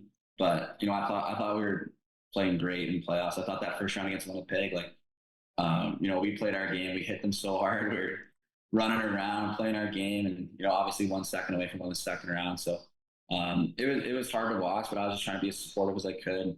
There was really nothing I could do at that moment except try and just get myself better and be a good teammate and try and help out the boys off the ice. So where were you when you were watching it? And when we're all in the same situation watching, like, hey, things are good, let's go, this is gonna, and all of a sudden it kind of went a different direction. Like, what was your emotion like, and where were you at? Like what do you mean, like Game 7 or just like throughout the whole series? No, the Game 7 situation. But I'm curious though. Did you go to any of the games though? Like answer his question about Game 7, but were you able to go to any of the home games or no? Yeah, I was at every home game. I was like down below. So at that time, there wasn't like much I could do for like treatment. Like you can like ice it, I guess. But yeah. So I just kind of down there and like get ice, and I'd hang out with the training staff, and then I'd see the boys in between intermissions, and you kind of try and stay like out of it a bit. Like you don't want to be a distraction, but at the same time, like someone needs to talk, like you're there for them. So I was at all the home games. I didn't go on the road to start. I was watching at home, and then Game 5 I wasn't there. But then Game 7, I went on the road with the boys and just watched it from down below. So. Oh yeah. Damn. Have you always been a rink rat? Like, you know, we've seen Ryan O'Reilly through the years come here, you know, to St. Louis, whatever, always working after practice and doing things. And like slowly but surely, like the group kept getting bigger and bigger. And now Schenn is that guy. Maybe Schenn was before he came to St. Louis, but certainly is that way now. But I always see you and Kyrou like constantly working together after practice on the ice, even when everyone else is gone, man. What is it about that? Like, have you always been that way? Yeah, I think I've definitely always been that way. I mean, I feel like I don't know. For me, like there's always there's always something you could be doing better. There's always like some instance in the game before that I don't know, maybe it was a play you missed or something was feeling off. So, but then again too, like once we're away from the rink, like we got the rest of the day off. You know what I mean? So like if I can spend like another 10 minutes on just working on something simple, I feel like that goes a long way. And I think if you do that every day too throughout the season, like I don't know exactly how many practices we have, but let's say it's like 40 or 50 and you stay out on the ice for like 10 minutes after 40 or 50 practices. That's like a lot of extra time just getting good quality touches, good reps, extra shots, whatever. So, I feel like when I'm doing that, I feel like my puck touches are way better. I feel like I'm, working on those little skills that I can't necessarily work on in practice. Because practice is more of like a, sometimes you do like a couple warm-up drills and it's like system drills, a couple battles. Can't work on like, little puck touches, that kind of thing. So, I've always taken kind of pride in doing that, and I enjoy doing it too. So, my favorite is just taking 1-2s after practice. I feel like that's just fun to do, but yeah, it's fun having a good crew, like you said. Like I feel like a lot of guys on our team do that, and the bigger the group is, kind of the better everybody gets, and then by the end of the year, a lot of guys are staying out, and we're having really good success on the ice, and just a lot of fun. You guys have such a good coaching staff too, from Monty to Otter, Claude, and Webby, and I mean, like, if you're kind of down a little bit, maybe you're having a couple rough games. Like, who do you talk to? Do you talk to Monty? Do you go in to see Otter? Like, what do you do? Yeah, I mean, like you said, like all our coaches are amazing people. They're kind of guys. Like they're hard on us. They like keep us accountable, but at the same time, it's like they've all been through the process. Like they kind of know like the ups and downs of the season. So someone that I've reached out to a bit on like certain things has been Otter. He's been really, really good to talk to. He's obviously a former player, like gets it. Just a great guy all the way around. And then, like you said, like Monty's awesome too. He keeps it pretty light, but he's pretty dialed. Claude's awesome. He's always talking. He's always kind of giving you advice and whatnot. And then Webby's a beauty too. I talk to Webby quite a bit, but he's more the D coach, so I kind of just shoot it with him a bit. But he's awesome as well. Listen, you put up great numbers, man. You would have probably gotten to 30 goals, obviously, if you didn't get hurt. So I think you surpassed like the expectations for a lot of people who didn't know much about your game. But did you feel like you were ready to take that next step? After the offer sheets and all that, you come to St. Louis. How confident were you heading into this season? Yeah, I mean, I've always been confident myself. I feel good about my game. Like I thought that it was only a matter of time before I started, making plays on a regular basis and chipping on offense like that. But I knew coming to St. Louis there was going to be more opportunity. When I first got there, I think they had me slotted in as like a third line guy, and I wanted to prove to them that I could play top six and be like a point producing guy for the team. So I was just confident in myself going into it, and I knew there'd be opportunities. So I just tried to give everything I had and play my game, and I was just fortunate enough for it to work out. It's always interesting because like the hockey world from the outside was looking at it like, because Edmonton just got completely crushed in this deal. They didn't sign these two guys. The Blues, unbelievable, like to go out and get these guys in an offer sheet. And then the impact you and Broberg had on the team right off the bat. I mean, it's unreal. Like, did you get caught up in all of that? Like, I mean, how hard was it to turn the page from Edmonton to St. Louis? Did you have a chip on your shoulder? Did you want to prove Edmonton that they made a mistake and not, finding a way to keep you on board? Like, where was your mentality with the whole Edmonton thing? Yeah, I mean, that's a good question. Like throughout that whole week, it was just like kind of an emotional roller coaster. Like you sign the offer sheet, and then at that point, like you don't know who you're going to play for. And then, I don't know. It's just like, it was just a weird situation. And then, but as soon as I found out that Edmonton didn't match and I was going to St. Louis, I was like, all right, like like I'm going to St. Louis. I'm all in on St. Louis. Like I'm not gonna sulk or whatever. You know, it rubbed me the wrong way, like how little Edmonton thought of me and our like contract negotiations and whatnot. Like I was like after you go to Game 7 with like a group of guys, like Game 7 Stanley Cup final, like you're pretty tight with everybody. You know, like I wanted to go back. Like I was Alberta boy. Like I wanted to go back to Edmonton, to the team that we went so far with, and then. But then as soon as Edmonton like didn't kind of reciprocate that feeling, and I was going to St. Louis, I was all in on St. Louis. And then as soon as I got to the Loop too, like everybody was awesome. Like the team is great, the boys are awesome. And then I don't know, like the coaches have been great. Like Monty's been awesome. So you know, I really like my home here in St. Louis, and hopefully I'm here for a long time. In Edmonton, like, who were you negotiating with? Was it Kenny Holland the whole time, or was it Stan Bowman? Like, did he eventually take over, or by the time Stan came on board, the wheels were in motion that pretty much you weren't getting a deal done there? Yeah, well, it wasn't Kenny Holland because Kenny Holland was gone. But I mean, I won't get into like too much detail of like how it all went down. But it was just one of those things where we were kind of like just weren't on the same page, and you know, I didn't feel like I was asking for anything unfair at all, but. I think just being an RFA and then with their limited cap space, they just figured they could, you know, sign me to whatever they wanted. And then when I had the offer sheet, I was just like, I can't like pass this up. So that's kind of how it went down there. And then, yeah, so I guess that's that. I won't get too much into it. But we want details. Yeah. We want to know what you were asking for. Were you asking 8 times 7? What did Give you us want? the audio. I want to see your notes. You ever talked to, were you know, I know it was a limited time there, but like with McDavid, you ever pull you aside and talk to you in practice or anything like that? Like just, what do you mean? Like just anything, like get to know him. Did he talk to you? Do you ever go to lunch with him and really get to know the guy? You hang out at his house. Hang out at his house. And and look at the power lines. Look in the at back. the power lines in the back. His mansion next to the power lines. We made Did you fun ever of do him. that? He was great actually. Like you know, I got tighter with him obviously after that second year, like going deep with that run, and you know, he's great. Like I think he's a great captain, leads by example. He's super dialed. He's pretty funny too. Like he doesn't really give much to the media, but he's like a completely different person to the boys. Like he likes to chirp and kind of you know, shoot it with the boys. So he's been great. Yeah, went over to his house for dinner one time. He always has the boys over at his place. So I liked him a lot. He was awesome. Did he ever send you a text during the season and be like, I can't believe we didn't keep you here in Edmonton? Like, what are we doing? What the fuck? No, nothing like that. Did you get the invite to Draisaitl's wedding? He was like, you could have been smoking darts with Yeah, Draisaitl baby. this past summer. Smoking them darts. Those Newports. How much fun is he, though? Draisaitl's like one of like... Is he cool? I love how he handles the media, too, because you just know he's completely different behind the scenes, you know? Yeah, he's great too. I mean, I got a lot of respect for both those guys. You know, they're both really good to me. Leo's awesome too. He's a funny guy.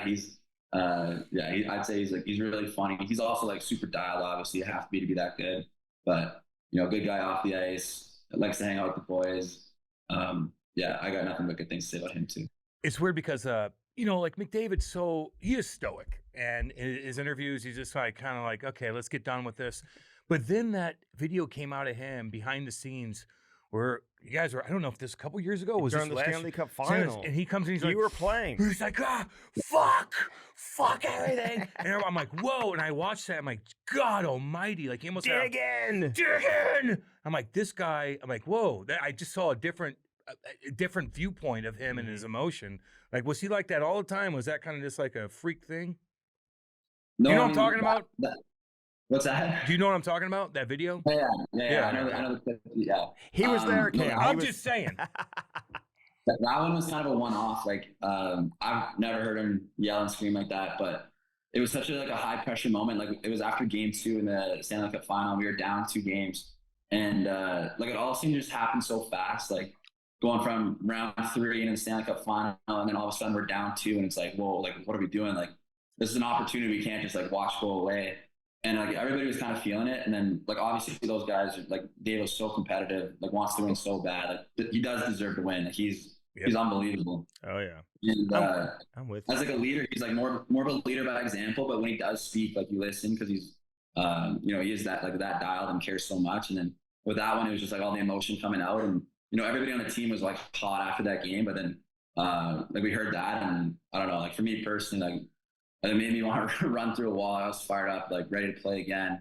And we didn't end up winning game 3, but then we went on like a little run there to, tie the series up and go to game 7. So I think that was a big moment for us in the series. Like just, I don't know, kind of like woke everybody up like, hey, like this is like, we can't like, let this opportunity slip. So fired us up too. I like Kane hearing and I that. fought right afterwards when we I saw it. like hearing that because it's like, Hell if he yeah. does it all the time, it's not going to have the No. same impact, man. And No. to see the best No, player in the exactly. game do that, like it's real I go, emotion. God you know damn, what I mean? I go, that's So, Yeah. hardcore. Hardcore. Takes like- a lot of like I don't know, I'd say like guts to do that too. Like there's cameras everywhere, and like yeah. like the whole Amazon series are like following us around. So like nobody was really like themselves because of like cameras Yeah. everywhere. And but that was just like complete raw emotion, and like he knew that the cameras are there, but it's like something that needed to happen for the team. And Yeah. I thought it was great. Yeah. Yeah, it wasn't fake. They're like That was shutting, not the, fake. shutting the, Not as real shutting as the, it gets. You know what the fake shit is, Yeah. where, hey guys, the camera's on me. Yeah. This was Yeah, exactly. hardcore. I appreciate that. the guy man. who's mic'd. The who's guy like, who's he's mic'd. trying to fight everyone on He's the trying to ice. be funny with everybody, like, calm down. You want to go? Huh? Want to go? Yeah, I knew it. I love it. We've seen it all. Hey, with that they were like shit. closing the curtains and everything, man. I just Yeah. We it like him, showed man. a different perspective. I like Connor, man. So, Yeah. who's that guy for St. Louis? Who's the guy that like freaks out between periods and gets all animated? Do you have a guy Otter? who's the leader from that standpoint? We all know Schenner's the leader, but yeah. who's the vocal freak out guy?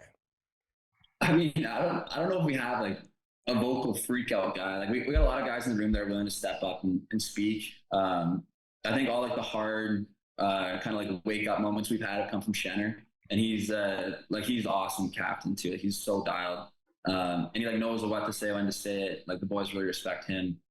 So I'd say Schenner with all of the hard conversations, and then we got a bunch of other guys that'll speak up in the room.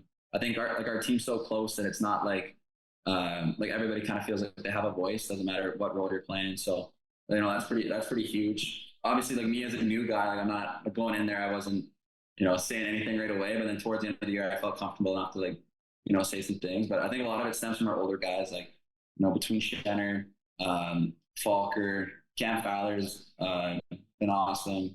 Binner, Robbie Thomas. I'm definitely forgetting a few guys, but we got a big leadership core that's been awesome for us. Buchnevich is like, wake the fuck up. Oh, he's yelling at Toropchenko the whole time, probably. Yeah. No, but you guys wake each other up on the ice, man. Like, fuck, Yeah. you and Schenner like, you guys will crush guys. I'm like, Jesus. And then you got to give shout out to the fourth line too with Walker and Torpo and. Well, Fox of last year, but who knows? You got other guys that are going to be thrown in that mix. But God, anytime you need a spark, that line goes out there and does its thing. They're fun to watch. That line is unbelievable for us. I thought, a lot of those playoff games, like they were our most effective line because they just go out there and crash and bang. They're chipping in on offense too. Like I thought they were unbelievable. And yeah, it definitely sucks. We lost Fax. I thought he was awesome, but that line for us last year was awesome. Yeah, they were. unbelievable. Yeah, no doubt about it.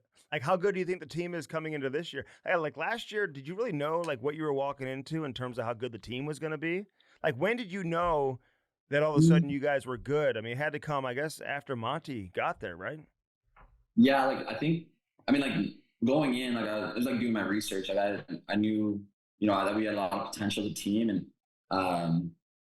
like I think like our start obviously wasn't that great, but as soon as we got Monty, he was able to kind of rally us in a different direction. And then once we started playing well and like playing consistently well, like everybody kind of got more confident. And when that happened, like we started playing some really good teams and beat some good teams. And then once we started doing that and like kind of stringing a few games together, everybody kind of sees like, hey, like we got a really good team. Like it starts with our goalies. Like both goalies give us an opportunity to win every night. Like between Benner and Hope, like that might be the best goaltending duo in the league. Oh, And then our D core is massive. Everybody's strong, defense hard. We got some good offensive talent back there. And then, I thought all our lines were kind of clicking too by the end of the year. So, once we started rolling like that, like it was just fun to be a part of. And, it makes you really excited for this year. Did you know Cam Fowler was that good? I mean, like, I remember being on a trip with you guys in LA and Parayko goes down and I was like, fuck, you guys are playing great. And then like Cam Fowler gets extra minutes and he goes out there and just does his thing. takes over games. I mean, did you know he was that good? I mean, like I've never like played against him too much. I played against him a few times, but I remember watching him like growing up too. Like not sure I call him old, but watching him growing up, and he was awesome. Like he's such a good player, such a good skater. You know, does everything well. And then when he came to our team, like you could see the skill in practice. You could see it in the games too. Like this guy is unbelievable. Like what do we get him for? Fourth round pick? Like no offense to Anaheim, kind of fleeced them, but like he's such a good like addition to our team, and he stepped up in a big way for us, and I'm just really thankful that he's on our team. Yeah, no offense, Anaheim. No offense. We've had their GM on. You. We love having him on. Nothing personal, but no, it's all good, man. They got a second round pick. They're fine. So I mean, whatever. Parayko though, to Cam's point, when he went down, and it's right before the trade deadline, you don't know if guys are getting moved, who's staying, who's leaving. Like, what was that 48-hour period like, man? I mean, how'd you guys keep the confidence when he went down? What were you guys thinking then?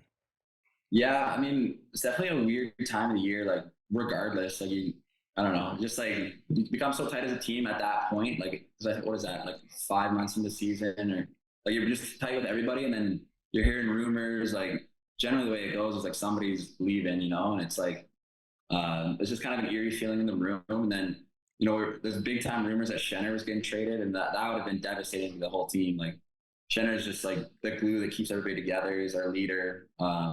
Does such a big job for us on the ice, off the ice. So the fact that there's rumors going around about that kind of made everybody a little uneasy. And then, like you said, and then Parayko went down, and it was like, I don't know, nobody really knew what to expect. And then nothing ended up happening. So it was almost like a sigh of relief in a way. And then we're like, all right, like this is our squad. This is the team we got. Like Parayko's gonna be back for playoffs. So we just got to get in. So. And then we just got hot. I think we were hot going into that, and then we just kept it going. What does Schenner do? Like, you're like, everyone says that. If I ask anybody on the team, like, they're going to bring him up. So even Monty talks about him all the time. Like, I've known him for a long time, but obviously, not in the situation that you're in. You don't have him as a teammate. So, what is he doing that kind of sets him apart and gets everybody's respect? Yeah, I mean, like, I'd say he's just a master of like just getting everybody together. He's like super welcoming. Everything we do, like everybody's invited, everybody's expected to be there, and he like makes sure that everybody's coming and like hanging out and being together as a team. Like you see him at the rink, and like doesn't matter who you are, like you can sit down and talk to him, have a conversation with him. Like he's like, he's such a good at just bringing everybody together. And then he like knows what to say in the right moments too. Like everybody respects him. Everybody respects the way he plays. Like puts up numbers, hits, and then he'll fight anybody. So how can you not respect that? And then like a lot of games too. Like he'll just like set the tone for the boys. Like we were in a bit of a tough stretch. We were playing Toronto at home. I don't know if we gave one up early or he just decided like, hey, I'm going. But he ended up like fighting McCabe, and it was just one of those moments where it's like. There's really no reason to do that, but he just wanted to fire us up. And the fact that your captain's doing that for you is like everybody respects that a lot. So, but he's just so good at bringing everybody together. Like obviously a super nice guy. And he's like always like hosting the guys for dinner, that kind of thing. So he's just a great teammate and great leader. You guys do have a tough attitude though. Like even, we talked about this with Monty, with Jake Neighbors when he got rocked from behind from Bennett. Yeah. And like Tyler Tucker could have fought him or whatever, And he's like, no, I'm going to fight Sam Bennett right off the draw, right after, right at the beginning of the game. Like shit like that, man. Like you're sticking up for yourself, Like you guys do a really good job of that. Yeah, I mean, like big time respect to Jakey for that one. That was cool. I remember talking to him before the game. He's like, dude, I'm going to go Bennett tonight. And I was like, all right, like got me fired up. And then, he did it right off the opening draw. Like I thought he did well in that fight too. Like that's just, like when you see guys doing that, like, well, for themselves, like standing up for themselves, but standing up for teammates. And then, like I feel like our team toughness collectively goes up. And then when you know you're on the ice and everybody's got your back on the team, like it's a good feeling. It's like something you can't really explain. It's just like a feeling that the team has. And we definitely had that. And I think we're going to continue to have that. Can you break down what it's like to play with Jordan Kyrou? Like give us an idea of what this guy is like behind the scenes and how you view him as a player, because everyone seems to have an opinion on him, and he puts up 30 plus goals like every year. You know what I mean? I don't think he's even reached his full potential. I think if you stay healthy and you guys can play a full year together, man, both of you can put up monster numbers, and I think he can get to 40 goals. So, well, what's this guy's ceiling, and what's he like, man, as a teammate and as a player? Yeah, I mean, I think his ceiling's like about as high as it gets. Like he's got everything you need to be a superstar player, if not already a superstar. Like you said, he's so fast. He's probably arguably the fastest guy in the league. Good hands, good shot. I think he thinks well too. Like playing with him has been awesome. Like I feel like we read off each other quite a bit, and it's fun with him in the ozone. He'll just buzz around, cut back, and I'll try and get open. And it's a lot of fun. And then off the ice too, like I don't know, he's so into hockey, and I love that too. Like obviously, I love hockey, so like that's when you talk about like skating after practice. Like he's always down to do stuff, and we like to talk about things. We talk about other players in the league, like what they're doing to get better. He's like always bought into hockey, which is great. And I know, like you said, like people have a lot of opinions on him. I don't really know why either. Like he puts up numbers, he scores big goals for us. I think he drives a lot of our offense, and he's been an awesome player. Like I'm really excited to hopefully continue being on his line. He's durable too, man. Like he got fucking rocked by Stanley. Like and I thought he was going to be donezo, and he comes back out and does his thing. Have you had a moment like that where when you were young, like last year or a couple years ago or whatever, when you first started, you get rocked by somebody where you're like, wait a minute, okay, this is an NHL? Yeah, I mean, my third game in the league.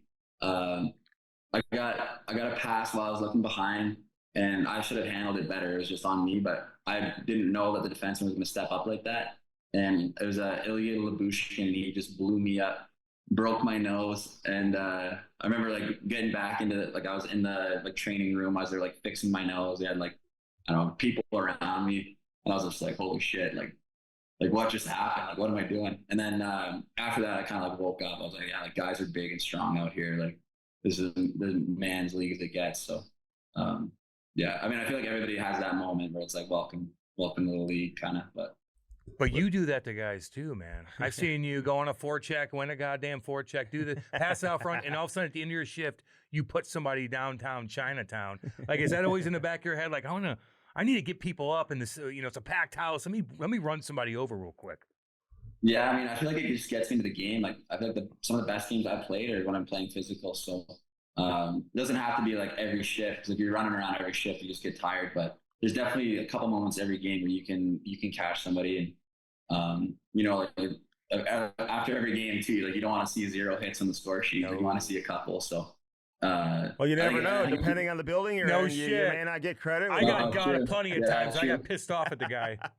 That was my only stat I could look at. Yeah, no, that's true. But I mean, I think it's important to play physical. Like you look in like playoffs. Like as soon as playoffs happen, it just becomes way more physical, and it's because everybody knows like that's how you're hard to play against. That's how you win games. So I think it's good to do that. Every game, try and throw some hits and get involved physically. Hollywood. 81 is such a better number than 55, by the way. So just so you know, 55, terrible number. I look like a linebacker, baby. He did look like a linebacker. You look bigger too, although it fits Parayko. It's like a good number for Parayko. Perfect for Parayko. But when you wore 25, you look different than when you wore. I look skinnier. 55. It's like crazy. How'd you get 55? Did you want to keep 55? Obviously, that wasn't going to happen here. And how'd you end up with 81? Yeah, I mean, good question. I wore number 4 in junior in college as a forward. So, I mean, I always liked number 4. And then, but it was retired in Edmonton. And then I liked like repeating numbers. But I wasn't going to do 22 or 33. 44 was Zach Cassian's number. 55 was open. 66, obviously not going to do that. 77, cool. But I don't know, 88's Kane, and then 99, obviously not getting that one. So I just kind of chose 55. Like I like repeating numbers. I don't know, I wasn't really too sure. And then just kind of rocking with it for a little bit. And then coming here, a lot of the numbers that, like I said, like 4 and then 55 Parayko had. And I figured it was a time for, a little bit of a new look. And then I was just like looking through the number sheet and I saw 81. And then I remember watching Marian Hossa back in the day when he was with Chicago on those cup runs. And I used to love his game. I thought he was sick. So I liked 81 a lot and it just felt right. So that's how I went with 81. No, it fits you, man. And it's a good number too. Kessel, baby. 81. That's What's your story, That's man? You Ty's number. It is. It's my son's number, man. Yeah. Nice. And, you know, so did Snuggerud ever say something to you about taking his number? Like he was 81, like in all the prospect camps and everything, and then he's in school. You He's a came here, veteran. man, and you got 81. Did he ever like joke around with you about that or no? No, he hasn't. I honestly didn't even realize I snagged his number either, but I'm not giving it back. So No, it's your number now, man, and it fits you well. What'd you think of that kid? Like, you didn't really get to play with him, did you, at all? You never played with him, did you? no, Maybe one game? maybe one game, but yeah, he was awesome. Like when he came in, obviously they gave him a lot of opportunity right away, and he ran with it. Like he was playing really good, making good plays. It didn't really seem like he was nervous at all to like make that jump, and he scored a couple of big goals in the playoffs for us too. So I think he's going to be a really special player, and I'm excited to see what he's got this year. Yeah, you guys are going to be able to score goals. Yeah, Do you know anything about the defenseman that's coming here, Logan Mailloux, who's a great kid? I interviewed him a few weeks ago, man. Love talking to him. It sucks you got to move on from Bolduc, but this is like the true definition of like a win-win for both teams. You hope. At least we'll be saying that down the road, Yeah, I mean, I don't know too much about him. I just know he's massive and big right-hand shot D-man. Got some good offensive upside. So I think it's so rare to find like a big right-handed D-man. I'd say all our right-handed D-men right now are pretty big. Like obviously Parayko's massive. Falk's like pretty big, and Mailloux. We got Cass too. He's a big boy too. So all our right-handed D are pretty big, and I feel like that's a really good way to build a D core. So I'm excited to see what he's got this year too. So, like, I know the camp's coming up. Like, do you have like weird dreams like I used to have? Like you're not doing enough, going into camp. You maybe ate something bad the night before, and you dream. Do you have that? Like, do you get nervous before you go to camp? Not nervous. Like definitely very excited. Like as soon as like the night before camp, like you're like fired up, ready to go. But I think at this point, like the summer's like flown by, but it also feels like it's been summer for too long. So I think now is kind of the time where you're ready to get back into it, and see everybody start skating with the team. So definitely excited to camp, but I got weird dreams too. So yeah, man, I'm glad. Like when are you coming into town? Like when do you like to get here? I'm coming in on September 5th, so 2 weeks pretty much before camp starts. Give me some time to. I gotta do another move, so I'm moving around again, and You buy a house here in St. Louis? You buy a house here or what? I didn't. No, not this year. We're gonna rent for another year. We gotta get you a house. Yeah. We gotta get you settled in here. You got a golf membership? You're anywhere? not going anywhere. What do you need? What do you need? Need a vehicle? I'm down for a house. What do you want? Yeah. You should, man. Like, so you got a membership here, by the way? You golf a lot? I don't golf a ton, but I do like to golf. I don't have a membership there either, but I don't know, maybe this year I'll pounce on one. You don't need a golf membership. Why not? You don't need a golf. It's during the season. You don't have time. It's like winter, number one. Yeah, I guess you're right. And like, if you're not here during the spring and the summer, like, what are you going to do with your golf match? And you're not golfing during People the playoffs. are inviting you every weekend anyway. Anytime you have a day off, you're going to go golfing probably. So who has a golf membership in St. Louis on the team? Anybody?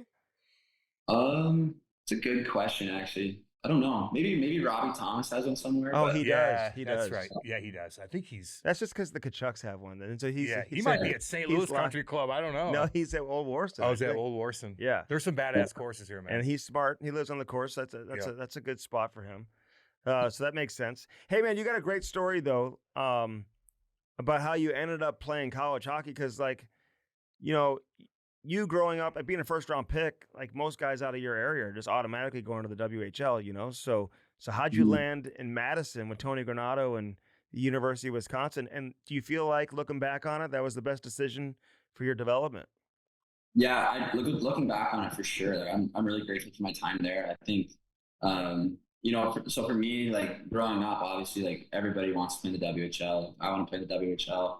I remember going to Calgary Hitman games and would love the WHL. And then like the WHL like Bantam draft happens after your second year Bantam. And then you play a year, and then if you're like good enough, then you go. So they do it a year before like the OHL and the Q. And I got drafted in the 6th round. I don't know, obviously wanted to go as high as I could, but I didn't really have the best year. I wasn't super big at the time either. So got drafted in the 6th round, and I went to camp. It was Everett who drafted me. And, I liked it there, but my dad always told me, he played in the WHL, but he told me, he was like, hey, like you owe it to yourself to like go check out a couple schools, like just see what's going on down there. And obviously like the NCAA now is, I think it's like probably the best like feeder league into the NHL. Like the amount of talent that's coming out of there every year, and guys are older, bigger, stronger too. So I think it's a bit better competition too. But so I went down there, and I only visited Wisconsin too. I only visited one school, but I had like an all-time good visit. Like when I went down there as a 15-year-old, and they offered me a full ride right away, and I just loved it. I loved the campus. I thought the team was going to be good too. So and we were when I was there. So I was really happy with my decision. And it was awesome time, a lot of fun, and yeah. How do you have a good visit though? Are you like a clown where you're like, hey, I'm funny? And is somebody taking you out? Somebody You're 15. They're it's not like a football player who's coming in at like 17. Exactly, but how do you have a good visit? Did you answer the questions right? Oh, like it wasn't necessarily like me having like putting on a show or anything. Like they like set it up so it was like an awesome visit, like as an experience for myself.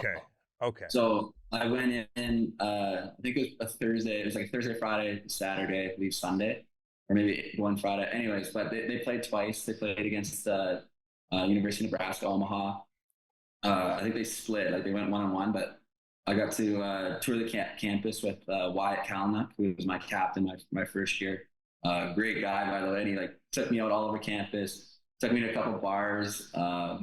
Just kind of like saw the whole lifestyle. And not that I'm like a huge partier or anything, but I was like, damn, this place would be incredible to play in. And like if we ever won too at Wisconsin, like the place would absolutely erupt. So it's a big sports school. Like the football's awesome too, basketball's awesome. Hockey program say like the facilities, everything is top notch. So it was one of those places where as soon as I got there, I was like, oh wow, like this is like I could see myself like living here for a couple of years, and ultimately really, really happy with my decision. I remember, man, I was there. I went and watched Wisconsin play Penn State, and after the game, I went out with Trent Frederick's dad, Bob Frederick, and we went to this club, and the line was out the door. And I was like, we're going to wait. It was snowing. I'm like, we're going to wait in line. And he's like, no, hockey players don't have to wait. So all of a sudden, Trent Frederick opens up the side door, and we walk in through the side door. Yeah. So that's a great place to go to school, man. You know what I mean? Like, it's just got to be awesome to go there. They got that frozen pond or frozen lake, whatever. It's a lake. Our kids always hanging out on there, like partying, like throughout the day. Like, they weren't like skating and playing hockey. Some kids were, but just looked like a bunch of college kids just hanging out on the frozen lake. Yeah, I mean, well, all the frat houses and like sorority houses are on that one street, like right on the lake. So anytime there's like they're having parties, like especially in the wintertime when the lake's frozen, they are all out there. And then there is one day, it's called Lily's Tournament, I think it's called, and it's like where they make like a massive rink, and then all the frat kids playing in. It's like a big like kind of day drinking event, like playing hockey outside. So it's pretty cool. I honestly haven't been there because it's always on a Friday or Saturday, and then we play Friday, Saturday, but.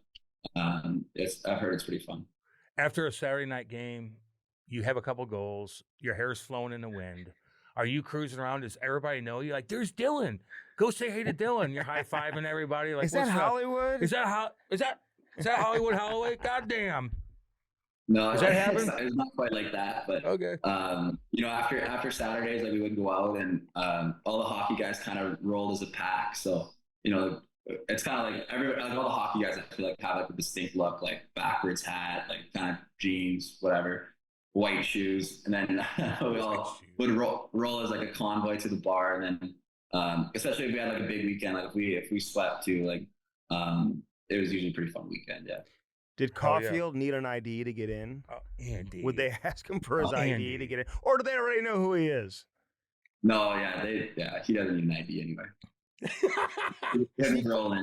Is he exactly what he seems to be? Like when you watch him get interviewed and see him just on the ice, like does he ever have a bad day? I haven't seen him have a bad day. He's pretty smiley, high energy, loves hockey, loves the boys. He's a great guy. He was really fun to play with. Yeah, he's fun to watch, man. Hey, I got to ask you a few more things and we'll let you go, man. You've been great, man. Broberg, because obviously you came over here with Broberg. Like, were you guys talking a lot over the course of the offer sheet situation, and was the adjustment easier having him come with you? Like, and did you know that this guy Because you talk about the sky being the limit. This guy hasn't even scratched the surface yet at his age, man. I mean, who knows how good he's going to be? Yeah, we were talking a little bit for sure. I mean, it was weird. Like throughout that whole week, like it was just radio silence from both sides. Like nobody really knew what was going on. And you see like Edmonton making some moves, and then I don't know. It was just like a crazy week. So like only guy that really understood what like the emotions were like were Broby. So yeah, we would text a little bit, and then it was definitely easier having him come to St. Louis as well. Like just automatically, like somebody like pretty well, and you guys are kind of, and we're both in the same boat. Our girlfriends know each other, so that made it easier. And then yeah, like you said, his potential is unbelievable. Like I always thought that he was going to pan out and be good. And, I don't think that he got enough opportunity in Edmonton to kind of showcase his skills. And then throughout playoffs, I thought he was awesome when he had to step in. And it kind of like showed. It was like, hey, like this guy's ready to take a big step in this league. And this year he started off so hot and then had that injury, but then came back and still played really solid. And he skates so well. He moves the puck well.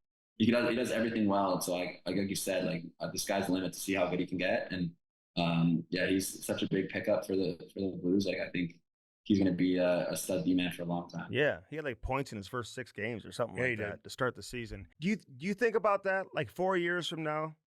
Like, I mean, I'm not just saying this to you because you're on here. I think you've got the ability to play your way onto that radar for sure. Like, and being a Canadian guy, you represented Canada in the past in the World Juniors and whatnot. So it's not a crazy statement to make. Like, would that be a goal of yours or no? Yeah, I mean, 100%. I think about that a lot.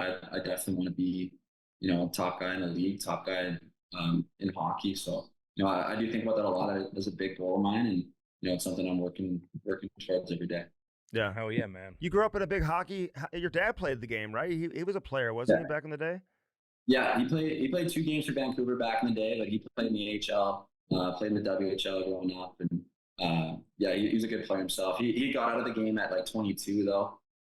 He just like lost the love of the game and decided to do something else. But yeah, he played in the NHL a little bit, so he helped me growing up. Like he kind of knew what it took to get there, and the process of it all. So he was great helping me growing up. So he played in the show, and then he gets sent down, and he's like, "I'm done."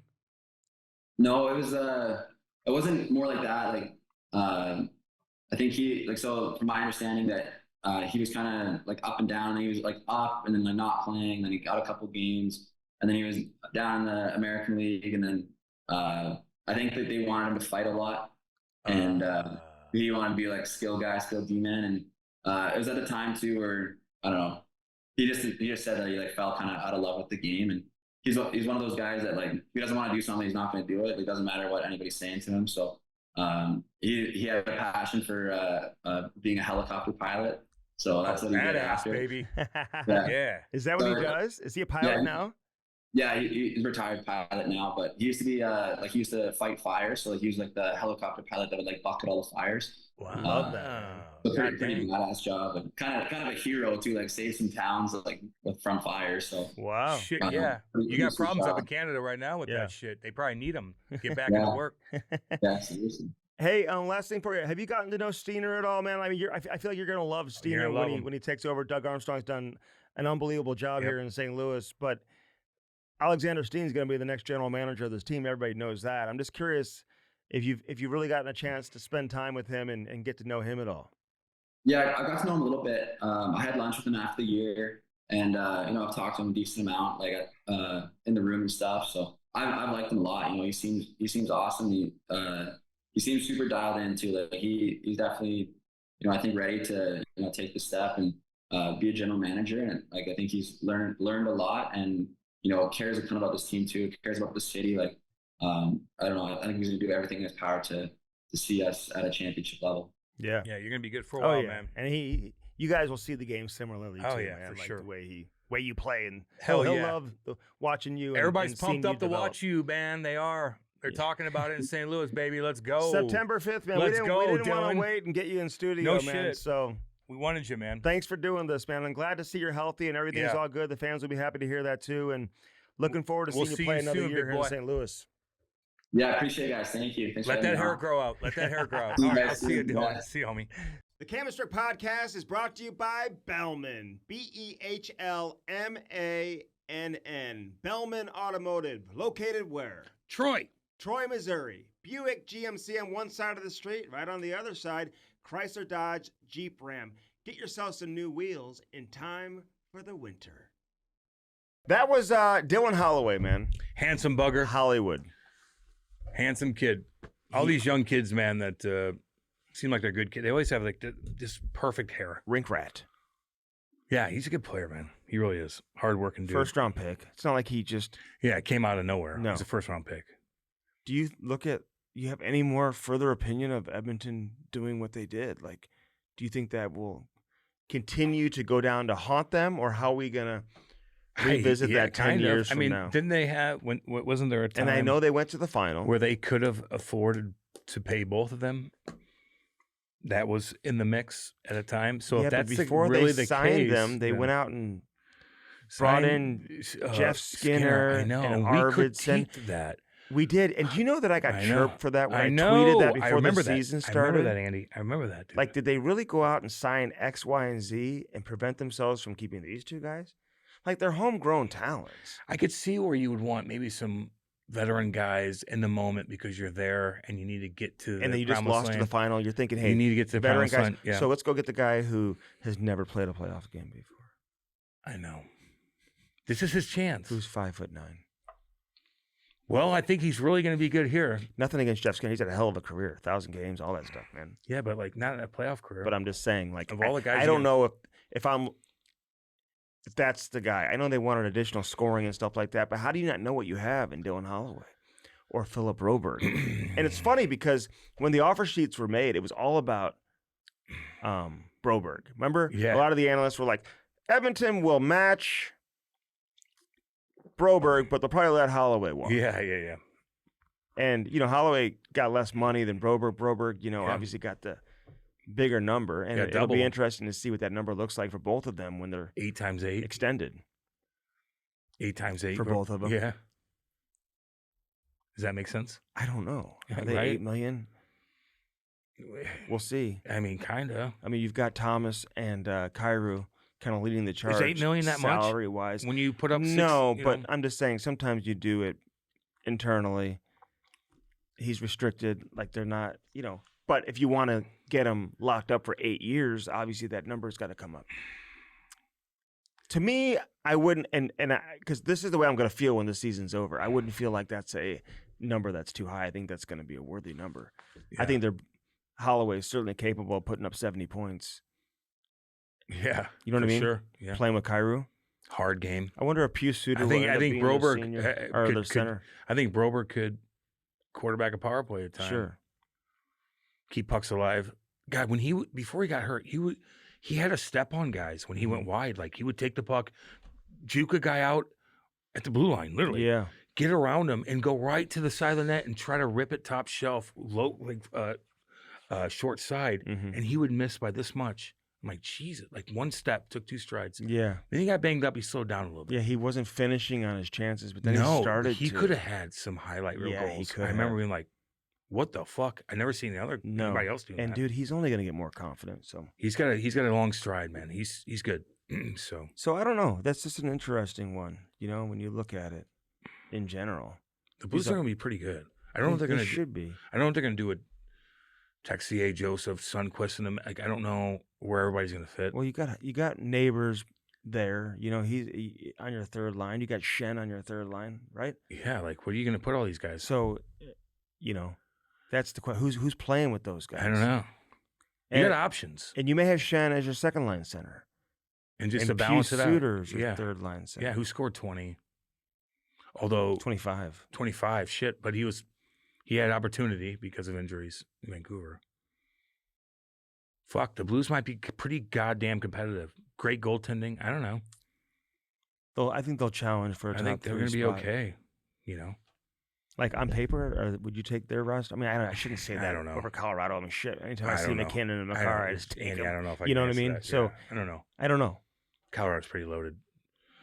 Well, they are. They lost Rantanen, right? I mean, they just, it's like, are they as loaded as they? They fucking lost Rantanen. They didn't lose him. Got rid of him. They just got rid of him. You didn't lose him. It's like essentially, You didn't lose a child. no, it's You like got rid of your it's child. like saying we don't want you. We don't anymore. want you. You had him. We don't want to pay you. We want Brock Nelson instead. You lost him. Even though Nelson's He just disappeared. Where'd he go? significant Nelson. He'll be fine.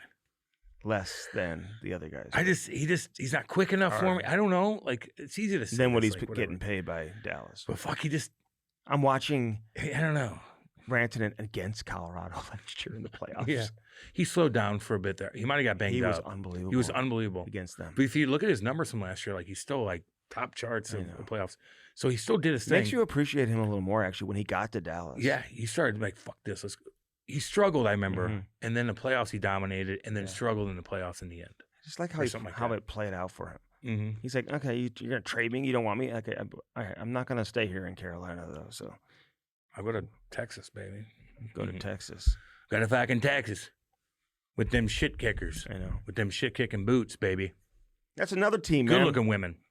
See if Dallas can go to the next level. See if Winnipeg can sustain where they were last year. There's no reason why they shouldn't be able to. But there's a lot going on coming up here. Hellebuck. What are we going to see from him again? Mm-hmm. This guy just wins the Vezina every year. I'm sure he'll be solid all season. Yeah. Well, until the Olympics start. Oh, God. Oh, Jesus. I hope. Would you make? I'm gonna have to evaluate. Is he your number one goalie entering? I don't know yet. We're gonna have to evaluate all these. Entering the season for Team USA is he your number one goalie? Sure, I'll give him that title right now because it doesn't mean anything until we see what you do throughout the season, which is going to be a tryout. So now we pay attention. Not only are we just paying attention to Blues and whoever, we're paying attention to all the Americans. Because internally, I'm evaluating these motherfuckers too. Because internally with USA Hockey, they're talking about him in the playoffs. You think? Like they're like, you don't think that's coming up in a conversation? Like this guy, like, of course, that's what they're talking about. They're also probably talking about. And Ottinger had a chance to make a statement. And he needed to do something too. And he didn't really do it either. And the coach called him out and got fired. Step up then. Can Thatcher Demko, can he get healthy? And are you healthy? What are you? Come out of nowhere. This is a tryout now, baby. Let's go. That's why this season is going to be so much more. Just more unique because we're not just evaluating who you're paying attention to every day. You're evaluating every American going. Yeah. If you're an Canadian, you're evaluating Canada. You're fucking who's going to make the team. We evaluate everyone, but except the Russians. If the guys, I know they don't get to play. They're not invited. Good God! But now we're going to evaluate the brass too, and like, what are your decision making? You're not making Lane Hutson and come. Well, is he going to get invited to something else if he puts up fucking 30 goals? 25 goals and dominating on a power play. His dad complained when he was 16. We're worried about his dad. What? This is a fucking USA Olympics. You're worried about somebody's dad? I don't care. What's wrong with you? You want me to come up there and take care of him? Tell him to shut the fuck up. Jesus. When's the last time? Andy's got to deal with dads with when your kid's 8 years old, you have to deal with the fucking dad. Your kid's a superstar now. So if this is an issue, and this turns out to be some issue, that is absolutely ludicrous and embarrassing. Yeah, but we have good dads on our team. I will say that. But okay, I'm just saying. But like, you brought it up, and I'm like, I bet you, if that has something to do with it, holy shit, all they got I'll problems. Say is this: I talked to somebody, a very good source, and that's the information they volunteered to me. I believe it. I believe that his dad's probably jacked up a little bit. We could probably look it up. Find like a clip like Marnie's dad. So I get that information and I take it to others and others confirm it. I believe you. But is that enough to keep him from going to the orientation camp after he won the Calder and plays for the Montreal Canadiens? If it is, that's fucking embarrassing. It's an embarrassing start to this whole process that we desperately need to win as a country, in my opinion. Because I love watching Lane Hutson. If you don't win, if the U.S. doesn't win this, like we were talking about, we're right there. No, we're not. No. This is their opportunity. This is your opportunity to really be like, because we're winning every other tournament. Now we can have the conversation. Now we got to win against Crosby and McDavid and McKinnon. World Juniors, okay, but that's leading up to Hlinka this. Gretzky. Okay, but that's... Can't doesn't like when I bring up the Hlinka Gretzky gold medal. No one's counting that, dude. It's about the Junior A challenge. Like, it's the World Juniors, and it's fucking the Olympics, and if there's another four-nation thing or World Cup, that's part of it, too. Yeah. Oh, so we're still behind, and U.S. has work to do, and this is a big part of it. And if there's the daddies meet, if that's the case, and you have a better player and their dad, you're out of your fucking mind. And health is going to be goalie situation. Goalie health Are we The going hell- by reputation? Like on what? The health of Matthew Tkachuk, all of that. Yeah. Brady, is he going to get banged up? Shit. Dude, He hits 50 guys a game. Because I really believe Team USA needs Matthew. Healthy, think? Healthy. No shit. To truly like offset some of the. They need all these guys healthy. Well, just to have him, you look at the lines, and if he's going to play with Eichel and Brady, dude, It's like, I'll say you this. need him on the ice. For the U.S., what powers that team is either going to be Brady and Matthew together or one of them. So as long as one of them's there, Mm-hmm. that's 100% healthy, I think they're going to be the driving force. Not saying they're the best player on the team. I'm saying attitude-wise, representing, moving forward, that's who you want to be healthy. So hopefully one of them is. But They drive one another. I know. You know what I'm saying? But they drive everybody else. They do. So but it's I'm like we need one of them to be Yes. like. But both of them together drive everyone else. You Well, know what I'm saying? I just think Like- one of them's gonna be hurt. Oh, you do? You think? Yeah, man, they play too fucking hard throughout the season. What do you mean, dude? Jeez. They get fucking rocked, they hit, they fall, they do this, they're getting cross-checked, slap shots to the face. Like, if both of them are banged up and they can't bring everybody else on board, Mm-hmm. I think it's gonna be trouble. I think they drive the energy. Does Marchand make Canada? If he's fucking does his thing, yeah. Even if he's not even that good throughout the regular season, I think they're like, get out of here, big moment, dude. Come on, Big big moment, moment, motherfucker. Are you kidding me? Off a face off in a neutral zone, you dangle 4 guys and go down and fucking score. What? What? In the Stanley What did Cup you just do? playoffs? You dangle everywhere. What the fuck was that? Can you do that for a tournament? Okay, Mhm. yeah, we'll have you on. Goddamn right. I'm getting fans coming at me being like, how could you say McDavid is going to sign 4 years in Edmonton? He shouldn't stay there for 1 more year, let alone I 4. don't know. It's like, He'll be fine. I didn't say he's going to sign for 8. Yeah, he might sign 4. I don't know. McDavid could sign for 4, and if he wants to leave 32? and get out of there after 1 year, he could force his way out. Yeah. Where are you going though? Just gonna fucking give you a boatload. Well, everyone thinks he... No, Where are you he's going? going to Edmonton. No, I'm saying like if you force your way out, Mm-hmm. who are you going to, and what's the team giving up to get you Mm-hmm. for you to be competitive? Well, Micah Parsons got 2 first-round picks and a Pro Bowl defensive tackle. Football is not the NHL. Like it's just it's so not. There's It's no not way the you'd ever same. get 2 first-round picks and like a all-star forward for Connor McDavid. You wouldn't. 2 first-rounders and an all-star? You Well, think that would do it? No, it'd be more than that. I thought. A 30-year-old? Yeah, it'd be way more than I was that. gonna say, yeah, Yeah. okay, yeah. A 30-year-old. I was like, was that no? Yeah. Micah Parsons No doubt. got 2 first-round picks and a He's not a Pro quarterback. He's not Bowl a quarterback. 30-year-old. If it was a fucking quarterback, they'd probably have 4. But he is first- considered the best defensive player You're in not the league. the most important player on the field. You're not. The quarterback is. So if you had a badass quarterback that you wanted to Mhm. trade, has unbelievable because he wanted to get out of there, you get That's- 4 first-round picks. There for you go. sure. He's the highest-paid player in the history of the game who's not a quarterback. I know. So Damn. It's gotta play be- football, man. Football's a hardcore sport. Like, deserve all that money. I know. Fucking right. I don't.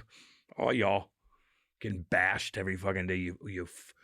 Even in college, like Sam Horn goes out there first fucking play of the game, quarterback who got drafted by What the happened? Dodgers. So my fellow, psh, Are you knee, serious? boom, done. You're kidding me. No. In the game last weekend? Yes. First drive of the game for him. Boom. He's Takes out for it. the year? I don't know if, but he couldn't know even that- walk, couldn't even walk off the Do you know who his high school teammate was? Who, you? He used to throw the ball to the dude from who went to Colorado, who was drafted 2nd overall for Jacksonville, who married his girlfriend, and now they're having a baby. What's his, oh boy, Travis? Travis Hunter. Yeah. They're having a baby. Which is more exciting? They're having a baby, I just- or Taylor and Who has and more, Travis who's getting more married? in love? Who's gonna work out the best in the next 10 years? Who's will be married longer? I would say Travis and Taylor over those 2. No. You don't know the Hunters. Oh, you do though. You don't really know. I know trends, and I also So you think that can we put that out there? Who will last longer? they're both probably not going to last because the one's too gigantic, and the other one, you just see. Listen, you don't act stupid. Is this Taylor Swift's first husband? No, she dated all kinds of motherfuckers. No, dated. dated. I don't know. Married. She dated all kinds of dudes. That's another thing. Like, You know, dated half the fucking but country. dude, she must be like they got engaged in Kansas City, Missouri. Dude. Fuck them.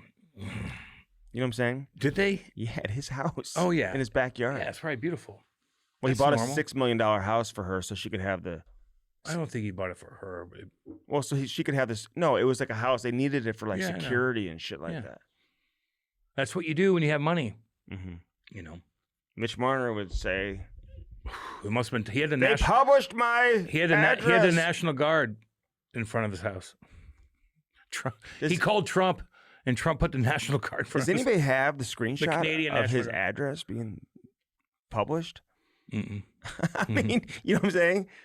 Well, yeah, they called me and told me my address was being. It's like, no, you left Toronto. We all 'cause- got threats. 'cause you got a lot of negative attention. It was a lot of heat, and you could go get paid to play and live in Vegas and have a Yeah, chance to win. yeah.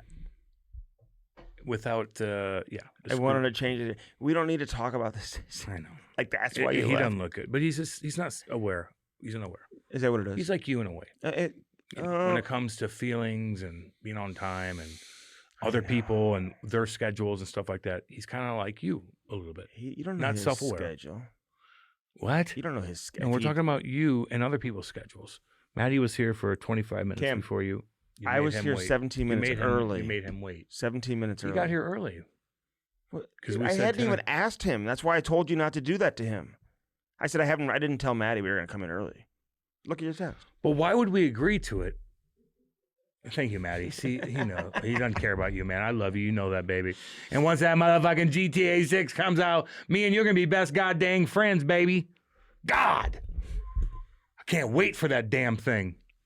Maddie's not buying into your You want to bet? foolishness. He knows what's up. Firstform.com/Cam Shit. and Strick, baby.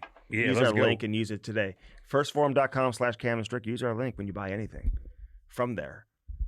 Energy drinks, protein bars, protein powder. Get the level 1. It's good for your lifestyle. Get the Formula 1. You want to have that after a workout, dude. Nothing better. The greens, all that Get the stuff. creatine, The vitamins, the creatine, the the collagen, the creatine, the greens, creatine, the reds, everything. hydration And packets. get yourself a hoodie too. Yeah, no doubt. Okay. Do it today. Hatlaunch.com. Put your logo on a hat and get it in 2 weeks by the best people in the industry. Nobody does customized hats better in the U.S. than Hat launch. Hatlaunch and hatlaunch.com. TrueFlow, get that heated chair and get it today. Get that cooler, put your logo on it. Maybe get it plain. Maybe get a Cam and Strick logo. You Yep. have the choice. Awesome colors, by the way. Great colors. I've got a blue one too. Yeah, I know. You got a bunch. He's got a bunch of them. It's cool. He hoards in his basement. Get plastered with Shirley Plastering. Have you been at the neighbor's pool? I think I asked you in the. Yeah, really- no, really I get told you into we it. were there till like 2 o'clock in the Shirley morning. Plastering, dude. They build the best pools. They got the Pebble Tech technology, which is good for how many years? 5. It's good, man, because that's what gets rock 5-year more than anything. warranty, Yeah. baby. That gets rock more than Turn anything. your backyard into a an oasis. summer oasis. How is the And get neighbor's that pool? thing So what are we doing beautiful. now with the winter, the Arctic? Well, you're not doing vortex anything. coming? No, like what's What are going you on? supposed to they be doing? swimming? Are they not swimming with the Arctic vortex? Are we keeping tabs on my neighbors now? I'm Why- asking, are they swimming? Let's worry about your neighbors. No, are they the ones are, that are digging through your trash and not cutting their grass for 3 months? You got problems. I don't. It was a rodent. I have beauty and loveliness by my house. You have not so much. I just looked it up on my Gross. security system, which Yeah, they're provides security for the you're highest looking into a ranking, jungle. the highest ranking government officials. They Secure. can still come in your house. Good luck. You'll just know who they are after they do what they want to you. Well, there's a security on the inside of the house. Oh yeah, too. what's it gonna do? Lasers? Lasers. What's the security gonna do? What does that mean? When they come in your house, yeah, you could see them. But if you're in there, what are you gonna do? So yeah, you got a camera, Mhm. but what are you gonna do? Yeah, I the know. camera's not like handcuffing them. Okay. I've got something else I don't want to talk about. Oh really? Mhm. See, lying to the people. Like what? I've got A something. hatchet? No. That's fucking badass. I mean, I've got the box cutter. We all know that. Took down planes. I just Don't like it when you say that. It did. I thought of Ain't you about last a night bitch. because, like, It fucking took I down thought of you fucking last night planes. 'cause I saw the highlight of Penn State Whenever I talk Penn State football, you fucking got to Jerry bring goddamn Sandusky, the monster. Oh my god! What do you mean? How can I not bring that up? The monster. If you're a football recruit, And they would knew you, it. Would you still go there? And they, yes. Okay. God, yeah, Penn State's I fucking hear it's a badass. badass It's a school. badass school, dude. You go there, it's fucking badass. They got great uniforms too. Old school. They all knew about Sandusky, Andy. I know they did. Showering. Oh my They god! catch him in the shower with little boys. Oh my god! They don't. Like, do what's going on anything? here? He's like, nothing. Is he still? Showering. Is he still in jail? He's dead. Is he? I don't know. I don't know if he died. The yet. monster. He's huge too, like 6'8". You think he coaches like the prison football team? He's probably getting butt fucked. Oh my god! Oh, once they know what he did to those boys, dude. He's getting got. Like a little fucking cuck boy. His wife stood by him. Demoned. Those coaches, Like she didn't know. those coaches' wives, dude. He'd be in the basement with all the kids and stuff, and like the Oh my wife God. doesn't like Oh my notice God. that. That's Like, so what is weird. so? Sorry, That's it's just true. so weird. All right, Spark skate sharpening. Get yourself a Sparks. You want use the- Sandusky's No, fucking sharpening use the skates? promo code Cam and Strick. It'll save you more money than Black Friday and Cyber Goddamn Monday. right. You want to get your kid to play at Penn State? You want to get to that level? You better have your skate sharpened, boy. Because if they're in the stands, Fuck, why- I'd still they go to got Penn State. 100%. number one team in the country right now. Yeah, I mean, I'd still go there. Shit, yeah. Do you know that? Number one team in the country. They're- Cool. They're turning into a powerhouse. They got that Terry Yeah. Pagula arena. Yeah. Something happened with his yacht. There's something suspicious with his yacht or something. Did you Oh, see yeah? that? What? Pagula's yacht. What about it? We'll talk about it next Wait, week. young 'cause kids on there? I mean, I'm the one out of town. you don't. this You past throw weekend, something and out, but you he's don't know just- anything about it. No, young kids. No, none What of are you that. talking about? I think there was something. Women? like- no, I don't know what it is. He fucking hit somebody or something. No, like it was. Let me just take. So we just get to the bottom of it real quick, because it's not anything like that, but something that people were like. He's got a top 5 yacht. Oh, Sparks outrages taxpayers fund $850 million stadium because he has a $100 million yacht. Oh, okay. Jesus. Yeah. So you think he should pay for the stadium? I don't know. I don't know how that all goes down. I don't know. I don't know. If you don't have to, then you would want the taxpayers to do it. I don't know. Mm-hmm. I don't know enough about it. Cam doesn't know. Do you? What would you do? You know, I think if you've got the means in a blue collar town like that, don't ask the public to pay for it when they sell out your stadium every day, and you also own the hockey team that's fucking terrible. Okay, and there you go. If you can afford it, but I don't know. Should he have to pay $1 billion for everybody else to go have sushi and flavored water while they watch the games? I don't know. There's more to it than you think. Sitting I in don't a know. box. You know. NFL games are not that fun to watch. No, not live. But in Buffalo, they are. It's an outdoor stadium. They've done all these engineering cam inside the stadium there, so the wind doesn't get I know. into I the saw stadium. it. Isn't Still that outdoors. amazing? Yeah. It's awesome. So it looking. won't be, and where they play now, it's very windy. Yeah. So it'll be a big difference. Spark skate sharpeners. Get your skate sharpener today. Use our promo code Cam and Strick. Do it the right way with Sparks. Hell yeah. All right, Cam. Listen, I want you to enjoy the holiday. I Go will. hit some golf balls I today. will. Come back in a better mood next week. No, come back on time, and I will be. I was in a damn good mood. Me and Maddie were talking, and Okay. then you show up 13 were minutes. fine. 13 minutes. That's a long, dude. I was You do that a lot. Hold you on. don't even know that you Let me do it. call no, time no, out, No, because- you did it on the radio the other day. You did On it the somewhere- radio? Yes, you did. with who? Fucking 101. I remember listening a couple months That ago, and was you're like, "Oh, there's construction." I go, "You live right here. You didn't know that." Okay. It's just funny. But Cam, You're late all the time. You don't, Just- even, you don't even know. here's You don't even realize Can I it. tell you this? 20 minutes before I was supposed to be here, Cam's talking to me on the phone, talking my ear off, and I hadn't even gotten in the shower yet.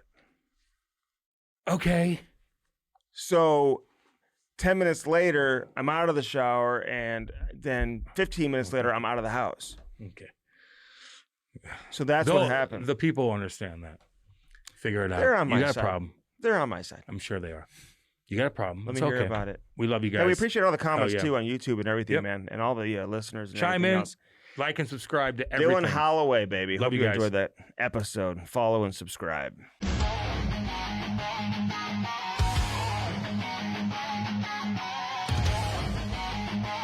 Yerk!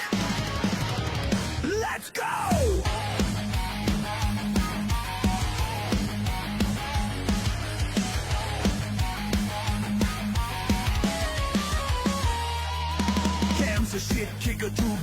the league. So Dragon Kyrou, there's no time for fatigue. And he's a shit talker, stirring up the show.